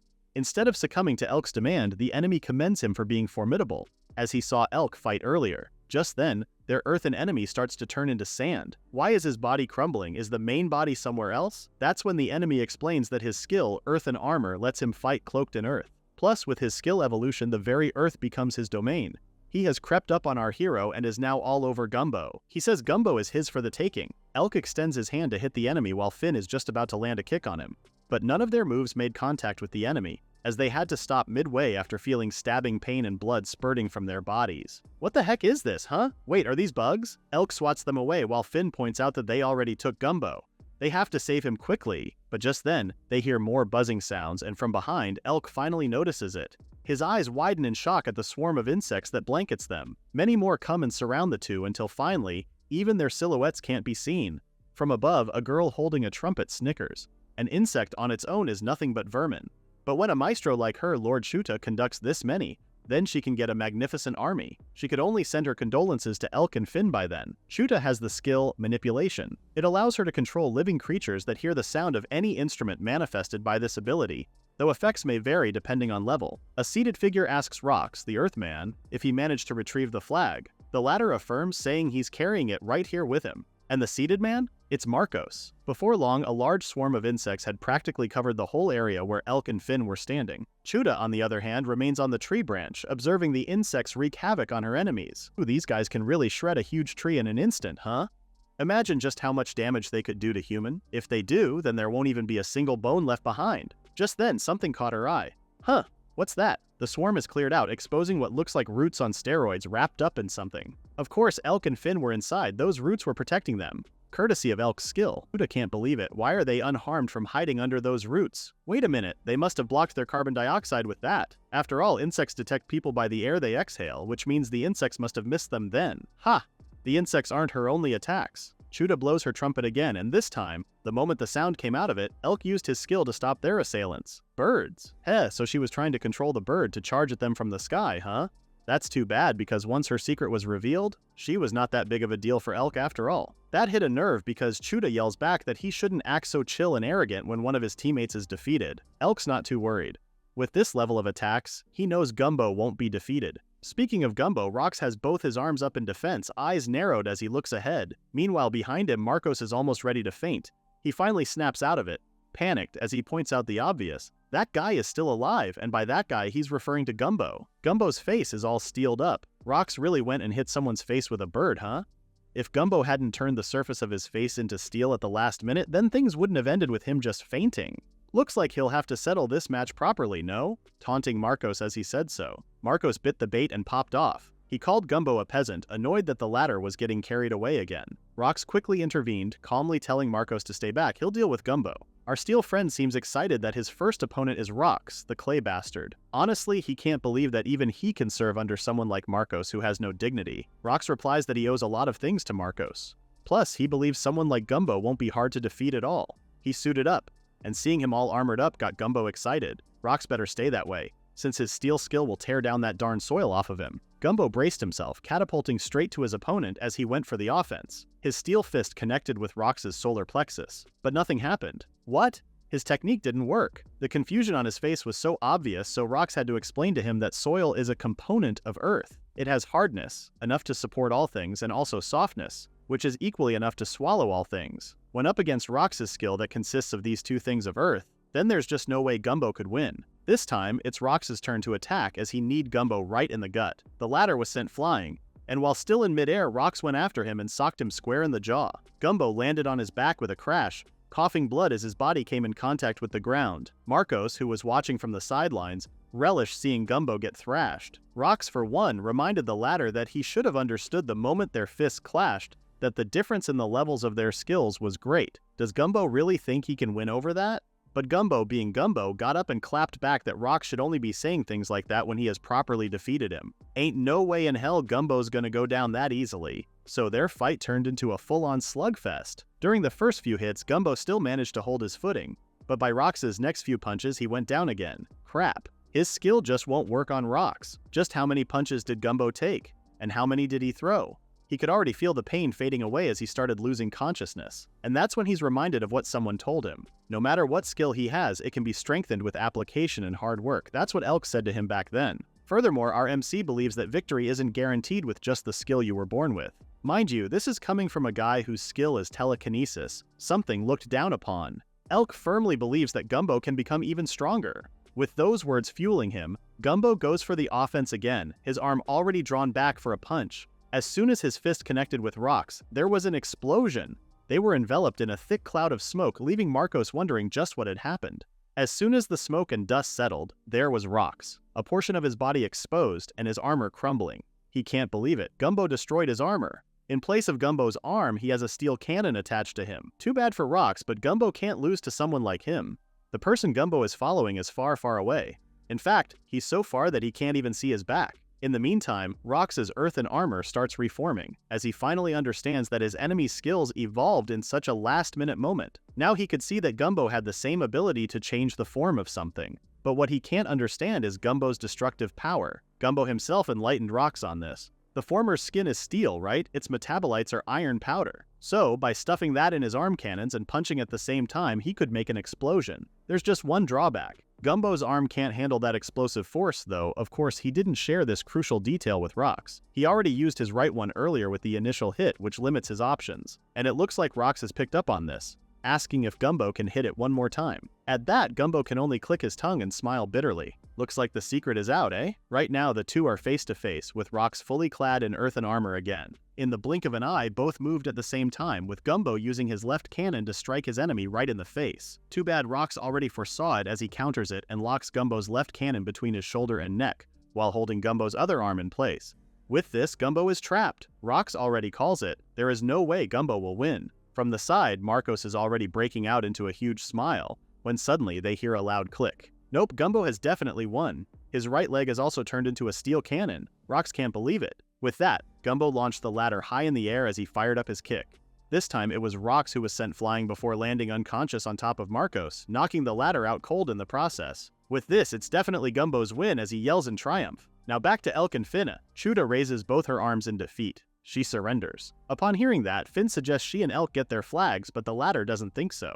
He thinks it's time, looking up at the horizon as he says so. The two converse so casually as if giant monsters weren't KO'd behind them. Anyway, Finn doesn't understand. What did Elk mean by "it's almost time"? Well, he's talking about their match. While the two are conversing casually with a pretty scary backdrop, Chuda herself is weirded the heck out. Just what in the world are these people? They defeated her ultimates easily. What the heck? Didn't Marco say they should be wary of Elwood's team in this flag battle instead? But these people before her are strong contenders. Well, she didn't get to mull over this thought for too long because here comes Gumbo, smacking her unconscious. Elk is right. It was almost time for him to come back. Finally, the trio is reunited again. Well, judging from the way Elk is talking, Gumbo figures everything went well while he was busy fighting, huh? Our MC, on the other hand, just didn't want to get in Gumbo's way. But more importantly, he wants to know if Gumbo won. Well, duh, of course Gumbo won. Did Elk forget who he was talking to? With that, Gumbo throws the flag to Finn. She beams upon seeing it, and you know what? That's not the only thing Gumbo got. Now he's hyping Elk to look forward to the main battle. Our MC finds that to be a pretty bold proclamation. His comment made Gumbo burst out laughing. Now he can only hope both Elk and Finn better not be cowards and chicken out by then. Finn's just happy that there's one more thing to look forward to in the main battle. For now, they've got the third flag. The three of them raised their fists up high, and as soon as they did, they were teleported back to the arena. To say they were astounded by the crowd waiting for them is an understatement. They didn't expect to hear such loud cheers. And based on the loudness, Elk figures they're the last team to qualify. Their assumptions were confirmed when the headmaster appeared on a higher podium. The elder man is a bit surprised that 4 teams are remaining, which was more than he expected. But oh well, there seems to be a bigger meaning to the recently concluded flag battle. There's one who has gained new power, one who has shown their true potential, and one who has proven worthy of winning. The headmaster chuckles, recalling how they were all good matches. For that, he commends everyone remaining. Now they will have a tournament with the team he will announce tomorrow. With that, he wraps it up for the day, saying he'll see them tomorrow. Or not. A woman suddenly appears and smacks the elder's head because what the hell does he mean by see you tomorrow? The headmaster is acting way too improperly about all this. Hell, he didn't even explain what will happen after. This is serious business. While this woman was scolding the headmaster, Finn explains that the former is actually in her 70s and is a good friend of the school head. Finally, she turns to the audience and introduces herself as Elsie, the vice head. From here on out, she'll talk about the precautions, so the remaining students should listen up. First, they have prepared accommodation facilities for the 4 teams, and they are required to stay there until tomorrow. The facilities are perfect. They'll have their meals delivered to them, and if there's anything they need, they should just talk to the staff. Upon hearing that, Finn hopes these facilities will be fancy, but Gumbo is not too sure about that. To continue with Elsie's precaution, she tells them that the use of skills or magic while waiting in the facility is strictly forbidden. This is because back then, there were fools who spent the whole night attempting to buff a team member using skills and magic, and maybe drugs. Obviously, that team was given a loss because of that. With that said, she takes it upon herself to remind the winners that from here on out, their true abilities will be tested. They shouldn't expect any victory that they can achieve from tomfoolery done overnight. In his mind,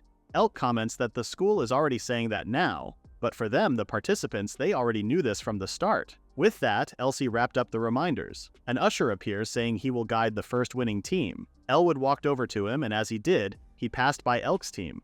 The former waves at our MC while Elk gives a little bow. Then as soon as Roshua walks past Elk, our hero's expression instantly changes. As Roshua and Sarissa join Elwood, Elk's younger brother asks their leader who he just waved to. Elwood simply told Roshua that the person was something like a friend. Meanwhile, both Gumbo and Finn also look at Elwood's team differently ever since they learned about Elk's past. Soon it was their turn to be ushered into their accommodation, and just wow! The trio was so impressed at how lavish their room was. Gumbo's already gobbling up the fruits even though Elk tells him not to. Meanwhile, Finn is using the pull-up bar, already doing her workouts. They were both so giddy that our MC could only sigh. Just then, Nick and Emma suddenly appear right beside him. Nick is laughing, saying Elk should let the two do their thing since they did clear the flag battle. Emma also praises them for doing great. Elk did a quick 180, surprised to see Nick and Emma here. Nick came because he thought the trio might need a hand. And as for Emma, she brought a spare battle attire for everyone. Elk thanks her and apologizes for ruining the clothes she made for them. The latter tells him not to. If anything, she's glad because if those clothes ended up in such a poor state, then it's proof that the clothes she made were able to protect them. Most especially Elk. Oh, he gets it now. During the flag battle, it wasn't just Gumbo and Fine who were right beside him. Emma was too. A little later, Nick has also started preparing the table, amazed at the food they have there. It's like luxury itself. As he's finishing up preparing the table, he asks Emma if she could call them so they can eat together. She does as he requested, but not a second later, Emma calls him over. Puzzled, Nick walks over to where she's standing, asking what's wrong. To that, she shushes him as he points to the trio sleeping soundly together. Well, Elk, Gumbo, and Finn did their best today, so the two decided that they'd let the trio sleep for just a bit more. As for our hero, Elk, he was so deep in dreamland when he suddenly heard someone call out to him. This stirs him awake, and he sees Pipina staring right at him. Elk has his head on her lap, wondering if this is a dream. Pipina doesn't care if this is a dream or something, but what she wants is for him to listen to what she was about to say. So, the last time she told him how she's the one who got lost in between life and death, right? Just like Elk. Well, people like those are given new skills and then revived.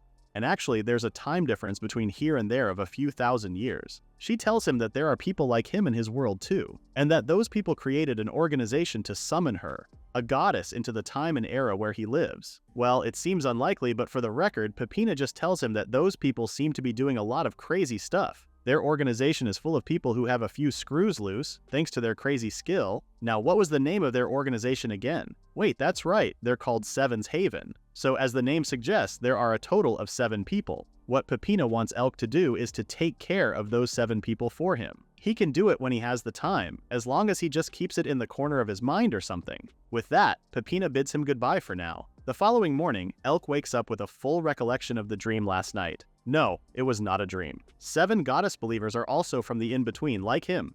No matter how much he thinks of it, no answer pops up. As important as that is, for now, Elk shifts his focus to the fight in front of him. After donning his battle gear, he leads everyone to the next battle. With Gumbo and Finna walking right beside him, the martial arts competition team finals tournament finally begins. The martial arts tournament team finals will be in a bracket format. Based on yesterday's flag battle, teams are split into 2 groups by arrival order and will compete against each other. Matches are one-on-one duels, and the first team to get 2 victories wins the match. The technicalities are explained to our trio by Elena, the senior student in charge of their guidance. After explaining, she asks if everything is clear and if they have any questions. The 3 reply in unison that they have none. She claps her hands, and from there she conjures 3 balls from her hand. She hands them to each one, with each ball engraved with I, 2, and the 3. These balls are actually teleportation orbs. These will transport each of them to the arena. The number engraved on each orb determines their battle order. So to speak, I is Vanguard, 2 is Middle Guard, and 3 is Captain. She instructs them just to hold it in their hands and decide who gets which number. Elk puts his orb up in the air to take a better look at it. He gets it now. These orbs are enchanted with the same magic as yesterday's flag race. Right now, the one he's holding has 2 in it, which makes him the second player. So, he asks Gumbo and Finn in what order they should go in. Gumbo suggests they go as is, since they don't know the opponent's order, catching Finn by surprise. This just makes her team captain then. Elena watches them from the side, chuckling as she suggests they better decide quickly. The main event should be starting soon, and the vice principal should be finishing the explanation and announcing the bracket by now. Just then, Gumbo's orb starts glowing, and before anyone can even say or do anything, he gets teleported away. Gumbo himself is a bit startled at his sudden teleportation. He hadn't even gotten his bearings when he could already hear the commentator announce that the fighters for today's first match are team leaders. For the first match, we have Gumbo versus Caplico. A second later, the match begins. With a grin, Gumbo goes hard on the get-go, resulting in a loud clash in the arena. Meanwhile, back at the waiting room, Finn asks Elena if there is a restroom there. The latter says there is and instructs Finn to just head out since she'll find the facilities just right outside.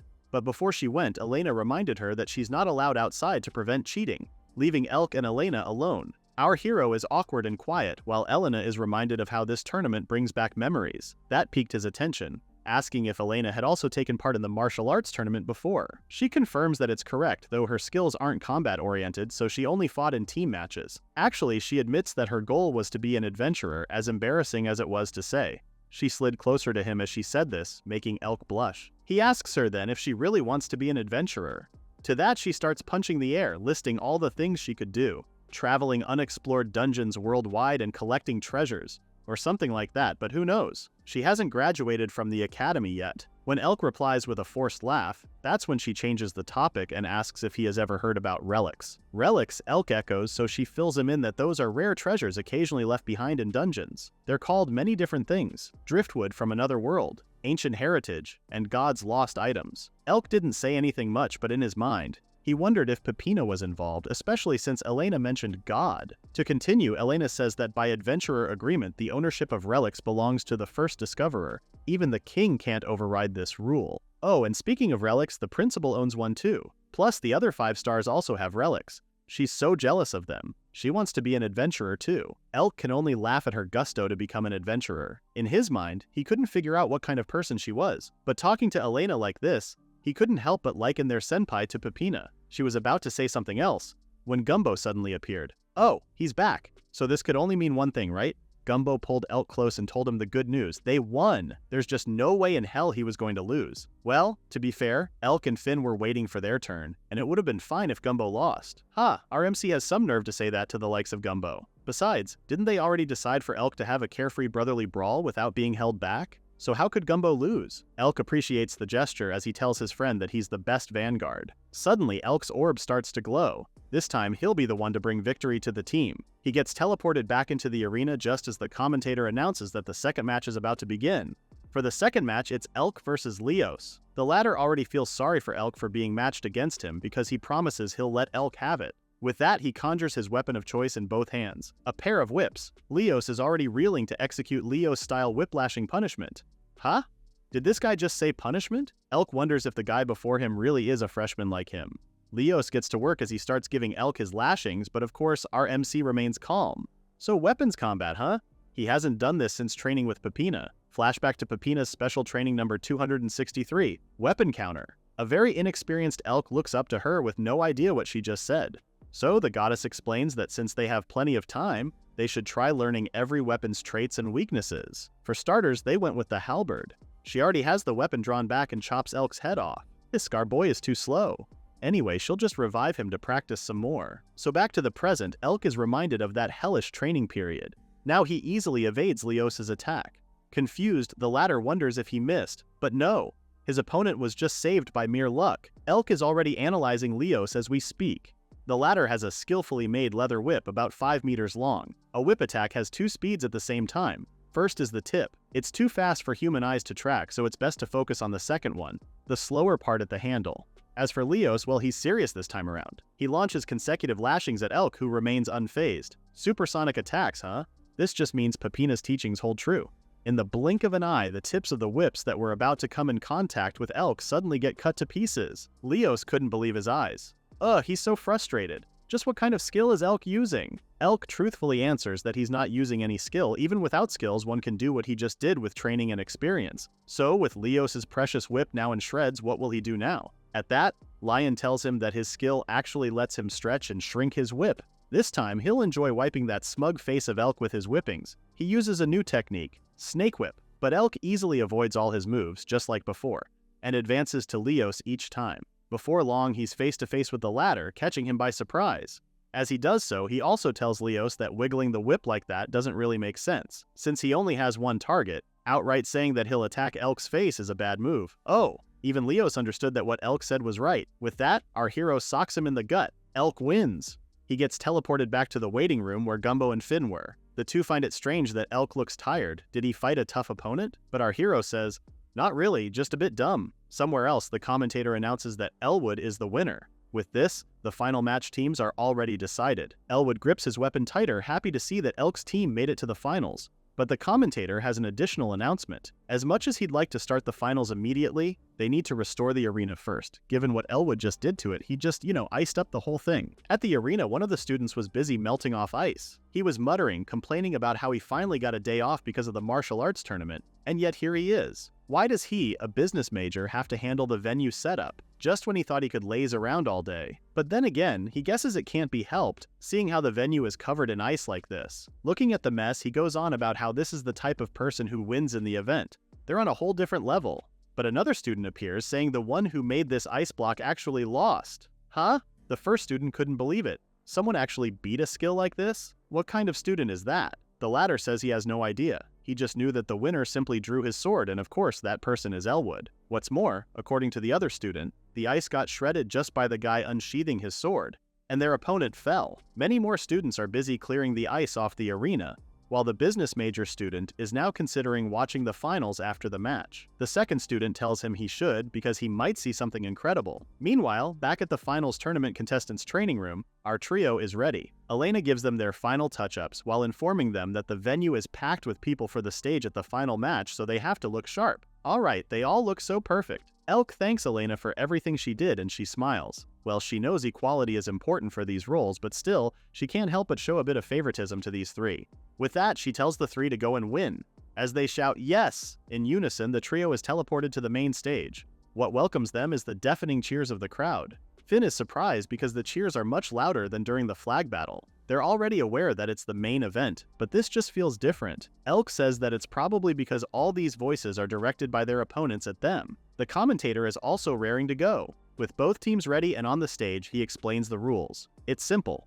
Fight one-on-one, and the first team to win 2 wins is hailed as the victor. Plus, here in the finals, only selected members can confer within their team. The commentator continues that they can win with their team's ace on their debut, or they can save their ace to clash with the opponent's strongest fighter. For this battle, everything will be tested, including strategy, unity, and talent, and thus the battle begins. The crowd roars once again. Elk thinks the commentary is dramatic, but it's fitting. The opposing team is the National Prince and the elite of the Academy, with the skills of Sword Saint and Magic Saint. With that, the Elwood team takes their first pick. It's the rare genius Magic Saint Sarissa. Her fan club goes all out, cheering for her. Finn clicks her tongue. The Magic Saint is coming out already. It's as if they don't need to strategize against our trio's team. Gumbo asks Elk what they should do. Our hero walks past them without a word, so Finn calls out to him. He turns to her slightly, and she gives him the most serious look ever, prompting Elk to look away. Finn reminds him then that they're a team. The 3 of them will win, right? So he should count on her. He was quiet for a bit before asking if she could do it. At that, she smiles and runs past him. Of course she could, just leave it to her. Plus, she knows Elk would struggle against a girl, right? Thanks to him and Gumbo, she got to rest during the last match.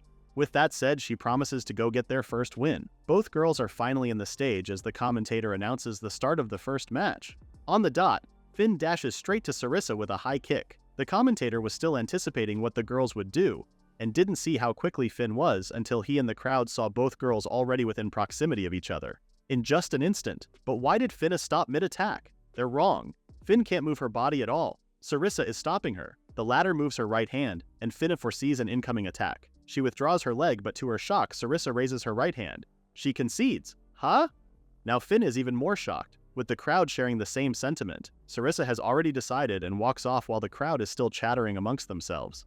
She continues to explain how her skills are best used with a magic-type vanguard. In one-on-one combat, she can't beat someone with such a resilient skill. However, she promises everyone that in the next match, her brother Roshuo and Prince Elwood will definitely achieve victory. That got the crowd talking even more. A declaration of victory after forfeiting the match? This just makes them anticipate the next fight even more. What kind of overwhelming match will it be?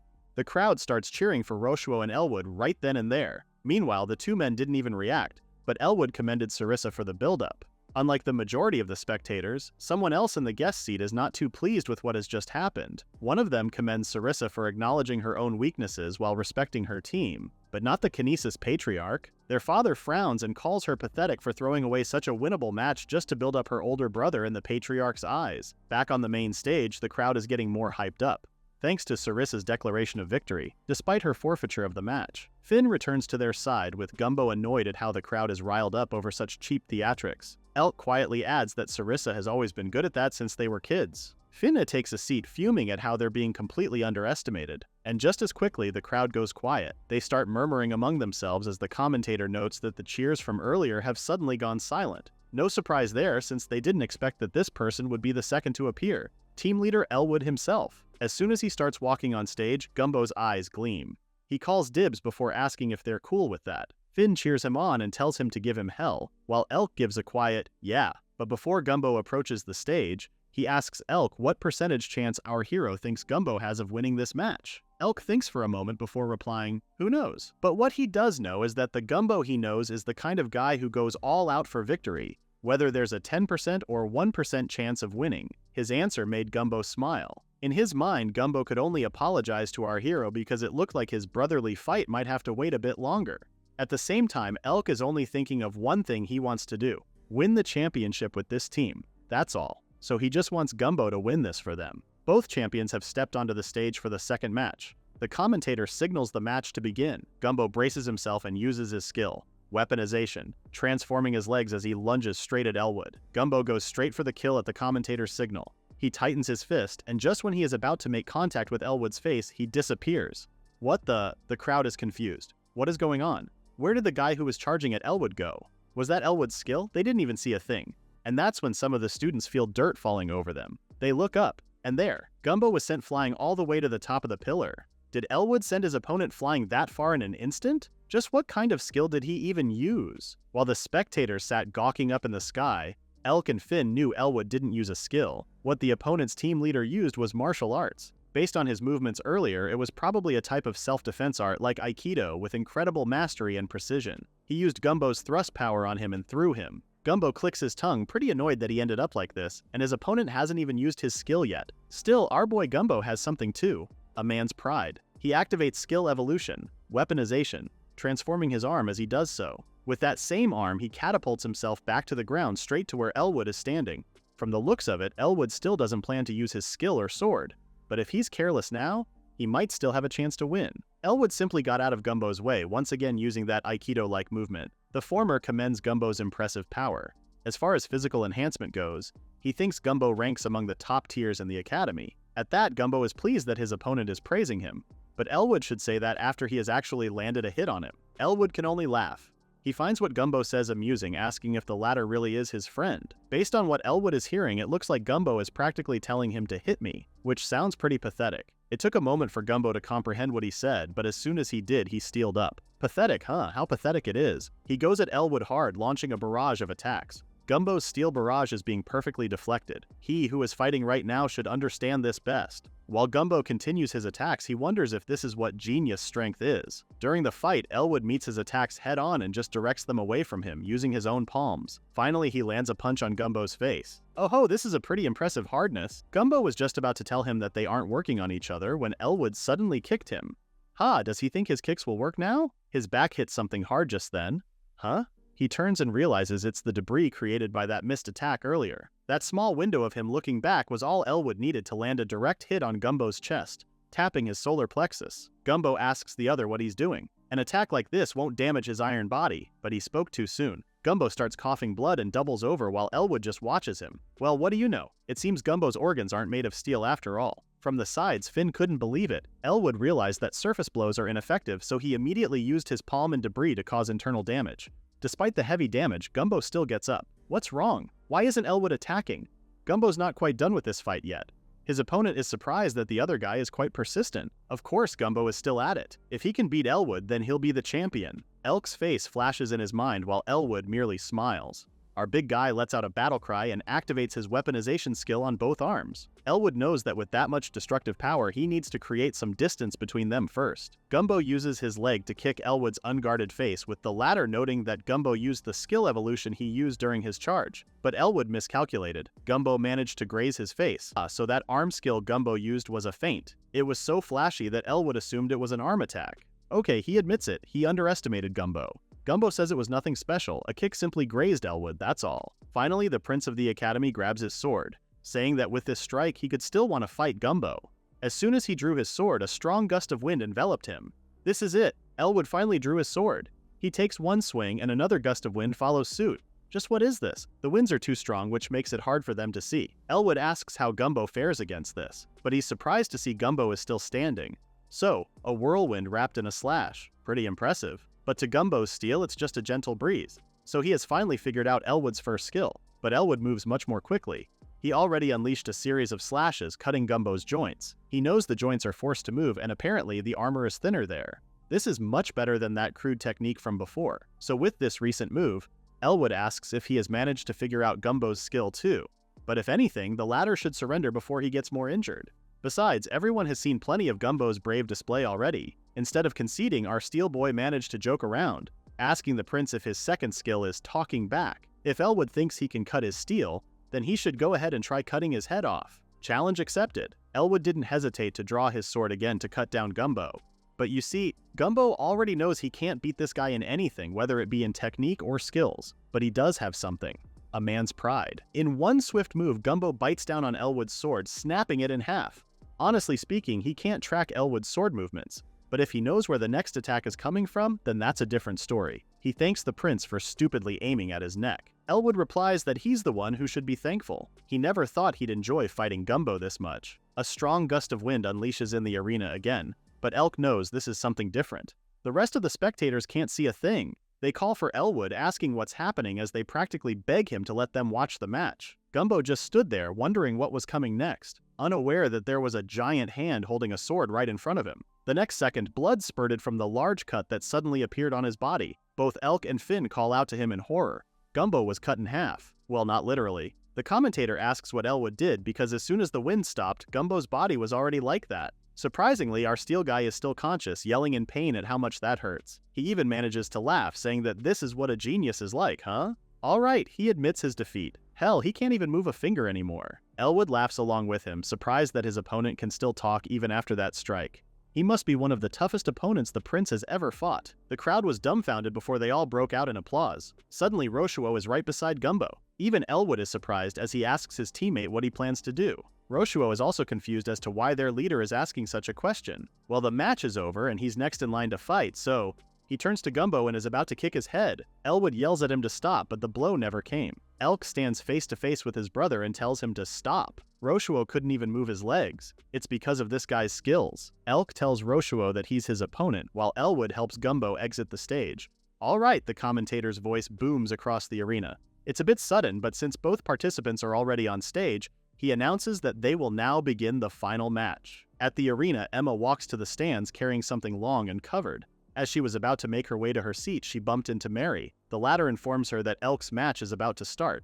But wait, what is she carrying? Oh, this thing? Emma says this is something for emergencies. Meanwhile, a group of rowdy boys loudly cheer for Roshuo. It's not just them. He also has fangirls fawning over him. In fact, the whole crowd is practically screaming for his name and his name only. Roshuo continues his monologue about how those who have nothing are pitiful. They can only project themselves onto the strong, who have everything and do nothing but scream. Oh, so now he's dissing his fans? Elk keeps quiet and just observes his younger brother. Roshuo's relaxed left hand is for countering projectiles and hidden weapons, while the right hand keeps the sword at mid-level. Looking at him like this made Elk feel nostalgic. After all, he's seeing the traditional sword stance of the Kinesis family. Roshuo finally turns his attention to Elk, saying he's not in the mood to play around with him, unlike what Elwood did earlier. Elk only echoes the word play questioningly, prompting Roshuo to pause for a bit. Isn't dragging out a match against a weak opponent considered playing? He's correct, right? Elk only lowers his head, muttering how Roshuo hasn't changed. Of course, the latter couldn't hear him clearly, but whatever. He just wants to get this over with quickly. He warns Elk not to expect a fight. He was just talking about the Sword Saint of Kinesis when the commentator gave them the signal to start the match. But yeah,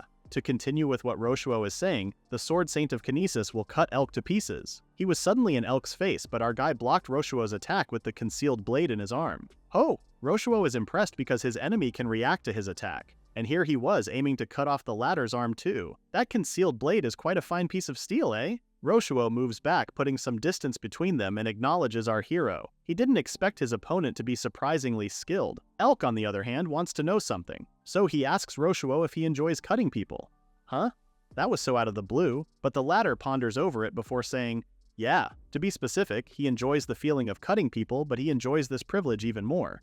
Those with power can do whatever they want to the weak, and such behavior is only allowed to the strong.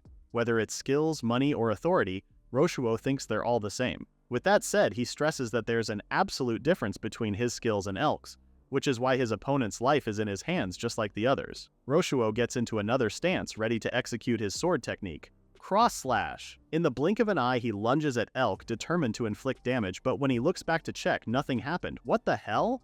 Is this guy blocking his skill with his own? Judging from the previous matches, this hooded guy has a special skill. Then by this quantity of techniques, Roshuo vows to seal his opponent's pathetic skill. Roshuo uses a combination of air blade slash and void cutting blade, fully believing that those will do the trick. His attacks were so powerful that they could even reach the sidelines. Speaking of sidelines, Sarissa, who is seated there, comments that his brother won't even leave a single slice at this rate. But as everything starts to settle, Roshuo's eyes widen in shock. The guy is unharmed? He took all that attack and remained unscathed? A small tear manifests on Elk's mask and it eventually peels off his face. This time, it's Sarissa whose eyes widen in shock. This is impossible. Roshuo's face has also turned a different expression. So, that guy is still alive, huh?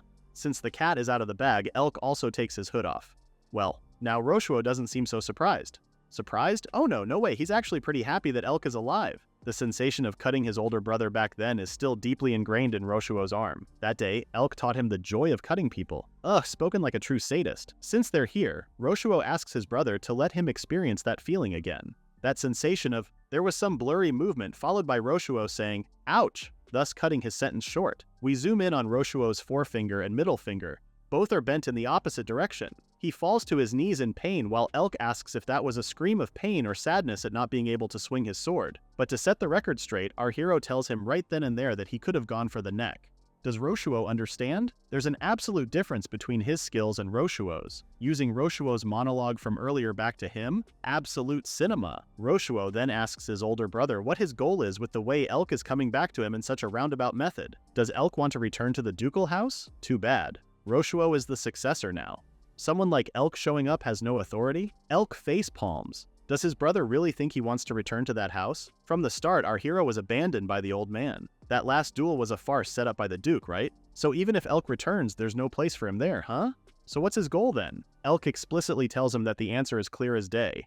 It's revenge. Our hero can't forgive the Kinesis family and that bastard old man of theirs for what they did to him. The pain of those days, the pain of that day, he vows to return tenfold. At least that's what Elk thought until recently. Now he has a place much more important than the ducal house. Elk has comrades now that he would rather be with than his family. Roshuo can't help but be pissed off at his answer. Well, if he has all that, then just what the hell does Elk want? It's simple. Our hero wants Roshuo to surrender. Didn't he say this before? That those with power can do whatever they want to the weak and that this is an act allowed only to the strong. Honestly, Elk doesn't understand any of that. He asks Roshuo if the latter has any idea what goes through Elk's mind as he attacks his younger brother. It's a rhetorical question, by the way, because our hero tells the answer himself. It's the fact that even someone as hopeless as Roshuo is still blood-related to Elk. He balls his fist tighter, thinking that no matter how terrible their family is, hurting Roshuo is something he doesn't want to do. The only thing Elk can think of now is to deliver the victory for those who are waiting for this match to end quickly. Meanwhile, the spectators are puzzled because both students have stopped fighting. Like, why are they talking all of a sudden? Unlike them, Emma is worried for her Elk-sama. Back on the stage, both brothers are quiet. Roshuo is doubled over and he's the first to break the silence. What's this? After all this time, Elk still considers him family? Even if it was the old man who ordered him to kill Elk. If anything, he's giving our hero a free pass to curse him or beat him up. Elk is shocked at this development, more so when Roshuo apologizes and calls him Nisan. From the match's start until now, Elk hadn't allowed any carelessness, but in this instant, Elk's heart was shaken and it created an opening for Roshuo. The latter rips his broken fingers off, unleashing the flowing blood, which is essentially a blood quick draw using the human body. Normally, such a surprise attack would not have affected Elk, but that momentary waver in his heart resulted in giving Roshuo an opening to attack. Roshuo uses his own blood to obscure Elk's vision, and all it took was a moment for something appalling to happen. Roshuo's blade has pierced Elk right in the chest. As he holds his sword in place, Roshuo whispers how his older brother has always been annoyingly kind. In a foreign realm created by the goddess lies the boundary between life and death, and currently a monster is falling at the said space and comes down crashing courtesy of Elk. But this Elk is a much younger one. We've returned to the past. Pipina is proud to see our hero's progress. So far, he has mastered the basics of his telekinesis, see and grasp. He thanks her for the compliment, while Pipina wonders herself if she should just go ahead and stab the monster. She was about to deliver the finishing blow to the Cyclops, as the monster was obviously tired and beaten. Seeing its state, Elk calls out to the goddess asking if they could stop for today. He's tired from overusing his skills, so if they go any further tomorrow, then that would be overkill, right? But Pipina could see through him. Sure, if that's what he wants, then she doesn't mind. With a snap of her fingers, the Cyclops is gone. She descends from her position to level with him so she can say her 2 cents. That thing, that Cyclops earlier, is just a makeshift monster created by magic. So whether he lets it live or kills it, it's still an existence that will disappear in the end. He wants to become stronger, right? Then he needs to remember what she's about to say. In the human history she knows of, no one has ever won a battle with kindness. If anything, that might even become Elk's weakness eventually. He was quiet for a moment, and when he spoke, Elk agreed that what Pipina said was right.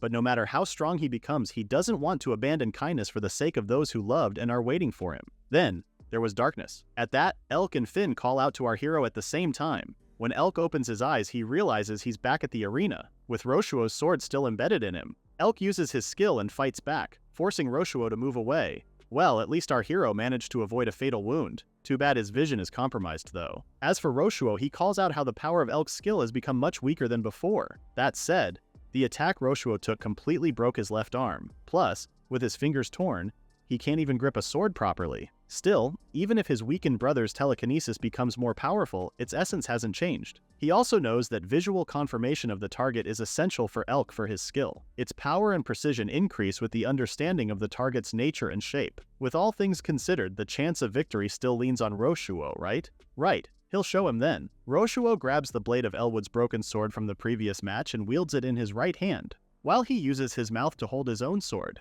kinda like Zoro's Santoryu -1 sword. Roshuo is determined to show Elk what he is. After all, a sword saint is someone who wields perfected swordsmanship in any situation and handles ultimate techniques in any state. That's right, this is exactly why he's the sword saint. Roshuo rips another deadly combo of airblade slash and cross slash, 2 techniques at once. Elk can only focus on defending himself, and he's having trouble blocking the slashes completely with his skill. He hasn't even regained his footing yet when Roshuo is already all over his face. Elk continues to maintain a defensive position while Roshuo goes at him in full offense mode. The younger Kinesis thrusts his sword straight into Elk's face, and the latter barely blocks it with his concealed blade. He uses his telekinesis to push Roshuo back, but the latter won't be deterred. The crowd watches with bated breath because from the sidelines it looks like a fierce exchange of swordsmanship, but only Roshuo, who holds the title of Sword Saint, could recognize the abnormality in this whole situation. Just what the hell is going on? His brother is already injured and has poor vision, so Roshuo has the overwhelming advantage, and yet, why does he keep getting blocked from delivering the decisive blow? Just how much has Elk trained? Hell, where did he even find the time? How can he match Roshuo without even a swordsmanship skill? Just then, Elk missteps and loses his balance. Roshuo dashes in and uses this chance to unleash his earth-rising slash. He checks quickly if his attack connected, but again to his shock and annoyance, his older brother used the blade stuck in his stomach as a shield. Tisk! Elk is panting heavily, then tells Roshuo that they will probably never understand each other. And this is most likely because Elk didn't abandon what Roshuo did. The latter has no idea what Elk is talking about, but our MC just tells him that they should settle this, so Roshuo should make his resolve now. Huh? Once again, Roshuo doesn't understand what his brother is blabbering about. What resolve is he talking about now? But then something made him look up because everybody else in the crowd was doing it. Why are they looking and pointing up? Elk explains that with his blurred vision, the only things his skill can grasp are himself and something that big. Floating right above the arena is the debris and rubble from their battle. And there are a lot of them. What the? Did Elk set this up during their sword fight by breaking the arena's tower? Elk is ready to let them all crash down, leaving Roshuo distressed. His brother is aiming for a suicidal attack. Just like that, Elk released his hold on the rubble, and it all came crashing down. Roshuo scrambles out of the way and turns to look at his brother one last time, seeing Elk still in place. With that, the whole stage is covered in debris. It was quiet for a moment, followed by someone panting that turned into a full-on laugh. It was Roshuo. He won. Ha! No matter how strong his brother's skill is, if he doesn't win, then he's the loser. Since he survived, he's the winner. He was just about to say that he's the strong one when he notices Elk standing right above the rubble right next to him. Eh? Before Roshuo could do or even say anything, he felt a strong force hit him square in the face as Elk landed a direct punch. Our hero thanks Roshuo for choosing to run away, even throwing his sword away as he did so. Because of that, Elk finally managed to land one hit on him. The fallen brother still can't believe it. In that condition, how was Elk able to avoid all that rubble that came crashing down? Elk explains that avoiding it wasn't a skillful move. The moment it fell, he used his telekinesis to blast himself away, out of reach. Then, he just came back after the rubble had finished falling. Thanks to Roshuo, he couldn't control the skill properly though, so he took some damage as well. Anyway, Elk already told him before, didn't he? To make his resolve. But judging from what happened, it looks like the only one who had it was Elk, as Roshuo finally lost consciousness. What a dramatic upset. The commentator airs how the last match trampled all the pre-tournament predictions. With that said, the winners of the martial arts tournament team battle are Elk, Finn, and Gumbo. It's Team Gumbo. The crowd goes wild, erupting in cheers and applause. Elk stands still, a bit dazed at their deafening roars. From what he's seeing, he can tell that the whole venue is excited, but their voices sound so distant, even the background looks blurry. Heh, he expected this much. Suddenly he collapses and is about to fall off, seeing how he pushed himself really hard this time. Thankfully, below him are both Finn and Gumbo, ready to catch him as he falls. Thud! Phew, nice save! The two manage to catch him in time. Finn can only laugh because it's Gumbo who has actually caught Elk. To be fair, she did try. Gumbo comments on how Elk really went big and won for them. And yet Gumbo couldn't even make himself look cool. But it doesn't matter for our hero. To him, this is the best welcome he could ask for. Meanwhile, from his opponent's side, Sarissa is right by Roshuo's side. She was checking up on him when she heard him say, "Draw, eh?" Roshuo has that desperate look on his face. He commands her to draw her sword with her skill. She can do that, right? Sarissa is taken aback and informs his brother that the match is already over. He lost. But Roshuo doesn't care, he needs to beat Elk. Their father is watching, so is their mother. This confuses Sarissa even more because what is he talking about? Their mother isn't here. Roshuo is hallucinating because right before him, he could see the hem of his mother's dress, and hear her voice ordering him to stand up. This takes him back to when he was much younger, when he was much less hardened than he is now. Young Roshuo was about to reason with his mother, saying how he has been taking swordsmanship lessons all this time. His hand hurts and his legs won't move. But the Kinesis matriarch only smiles and repeats what she said before. She wants him to stand and grip his sword. You see, their mother was the very poster of a high-ranking noble. His mother insists that he must not show such a pathetic display. He understands that much, right? Especially since his father is watching, so Roshuo must hurry. Obviously, the boy follows his mother's command. After all she ever wanted was status and wealth. She constantly schemed for the position of the duke's lawful wife. For their mother, her children were just mere tools for her own advancement. He remembers how bad their childhood was. Little Roshuo was made to hold a sword before he even got to hold his mother's hand, and here his little sister Sarissa cries because all of her dolls were burned. In their place, magic books were given to her. As both siblings watch her dolls get burned in the fireplace, Roshuo promises her that once he inherits the household, he'll buy her everything she wants. But when her older brother El turned 10 and received a skill, he was completely excluded from being the heir candidate. After that, his mother pushed even harder to have Roshuo recognized as the successor, so she could finally become a public duchess. One day, the maid Emma found an injured puppy and went to Elk to ask for help on what to do about the poor thing. Elk is immediately concerned. What's wrong with the puppy? Emma says she found it while cleaning in the garden. The poor thing is injured and has trouble breathing, so she couldn't just leave it. Seeing her almost bawling, Elk tells her to stop.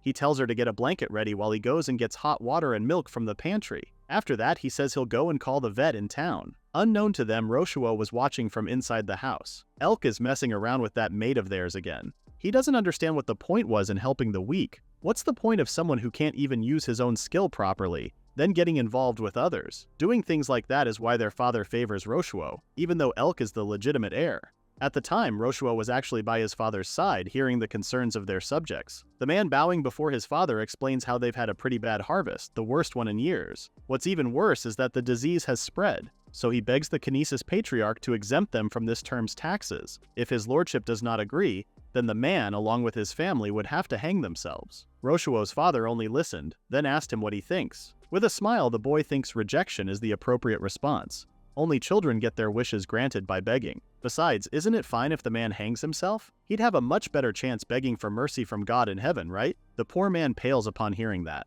And Roshuo's father went by with his son's decision. As the landowner left, Roshuo could hear him spit out, "What a child!" Personally, Roshuo doesn't think he was wrong.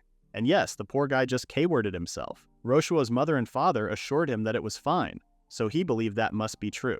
After that, Roshuo and his father went out for a walk in the garden. His father asked if he knew what kind of person a leader is. The boy paused before saying it's someone like his father. The elder man replied that it's a good answer, but he admitted that he didn't attain this position because he was righteous. In reality, it's because he is in this position that he is righteous. Those who stand at the top are the ones who do not lose. According to him, the weak always shift their dissatisfaction and complaints onto others. They try to drag down those who have more than them to their own level. His father tells him that he must not yield to such actions. He must not lose. If he doesn't lose, domination becomes governance, exploitation becomes investment, and discrimination becomes class. Everything becomes righteous. Someday, he says, Roshuo will succeed him, so the boy needs to become someone who can win at everything. Hearing that made Roshuo perk up.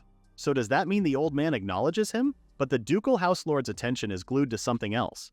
The poor puppy Emma found earlier. Roshuo explains that Elk and the maid are at it again, just doing whatever they please, but then his father told him to dispose of it. His old man says they can't have troublesome diseases brought into the mansion, so he needs to kill it. It was pretty obvious that the boy didn't want to do it based on the expression on his face alone. Still, to appease his father, he draws his sword, fully believing that what he was about to do wasn't wrong. Yes, this is fine, right? He follows his father's orders while the puppy looks up at him innocently. In his mind, he's set to become the man his father and mother want him to be, unlike his brother Elk. With that, he cuts the poor puppy down because if he didn't, then he would lose everything. So back to the present. A strong gust of wind envelops the already collapsed stage. Roshuo stands, a sword in hand, determined to take down Elk. Meanwhile, the commentator continues narrating what's happening.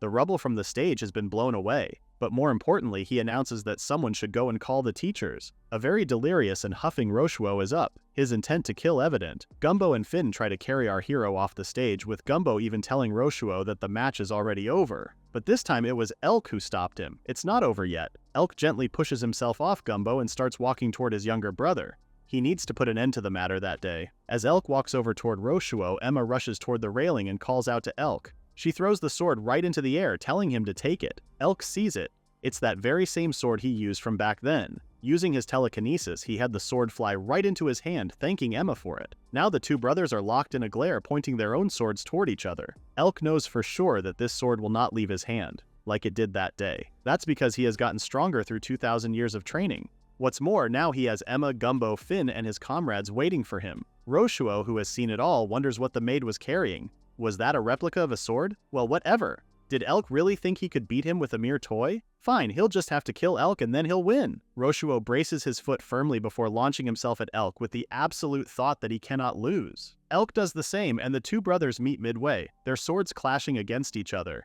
Elk pulls back, and Roshuo uses this chance to go on the offense. He's desperate now because if he loses even once, then he'll lose everything, and all that's left will be his twisted, ugly self. Elk readies himself for the incoming attack, and then suddenly, it was over. Just like that. Roshuo falls, and he didn't even notice that his father has long since left his seat. Finally, the match is really over this time. Both Gumbo and Finn support Elk as they walk off the stage. Gumbo asks him if what he did is really okay. After all, Roshuo is still his brother.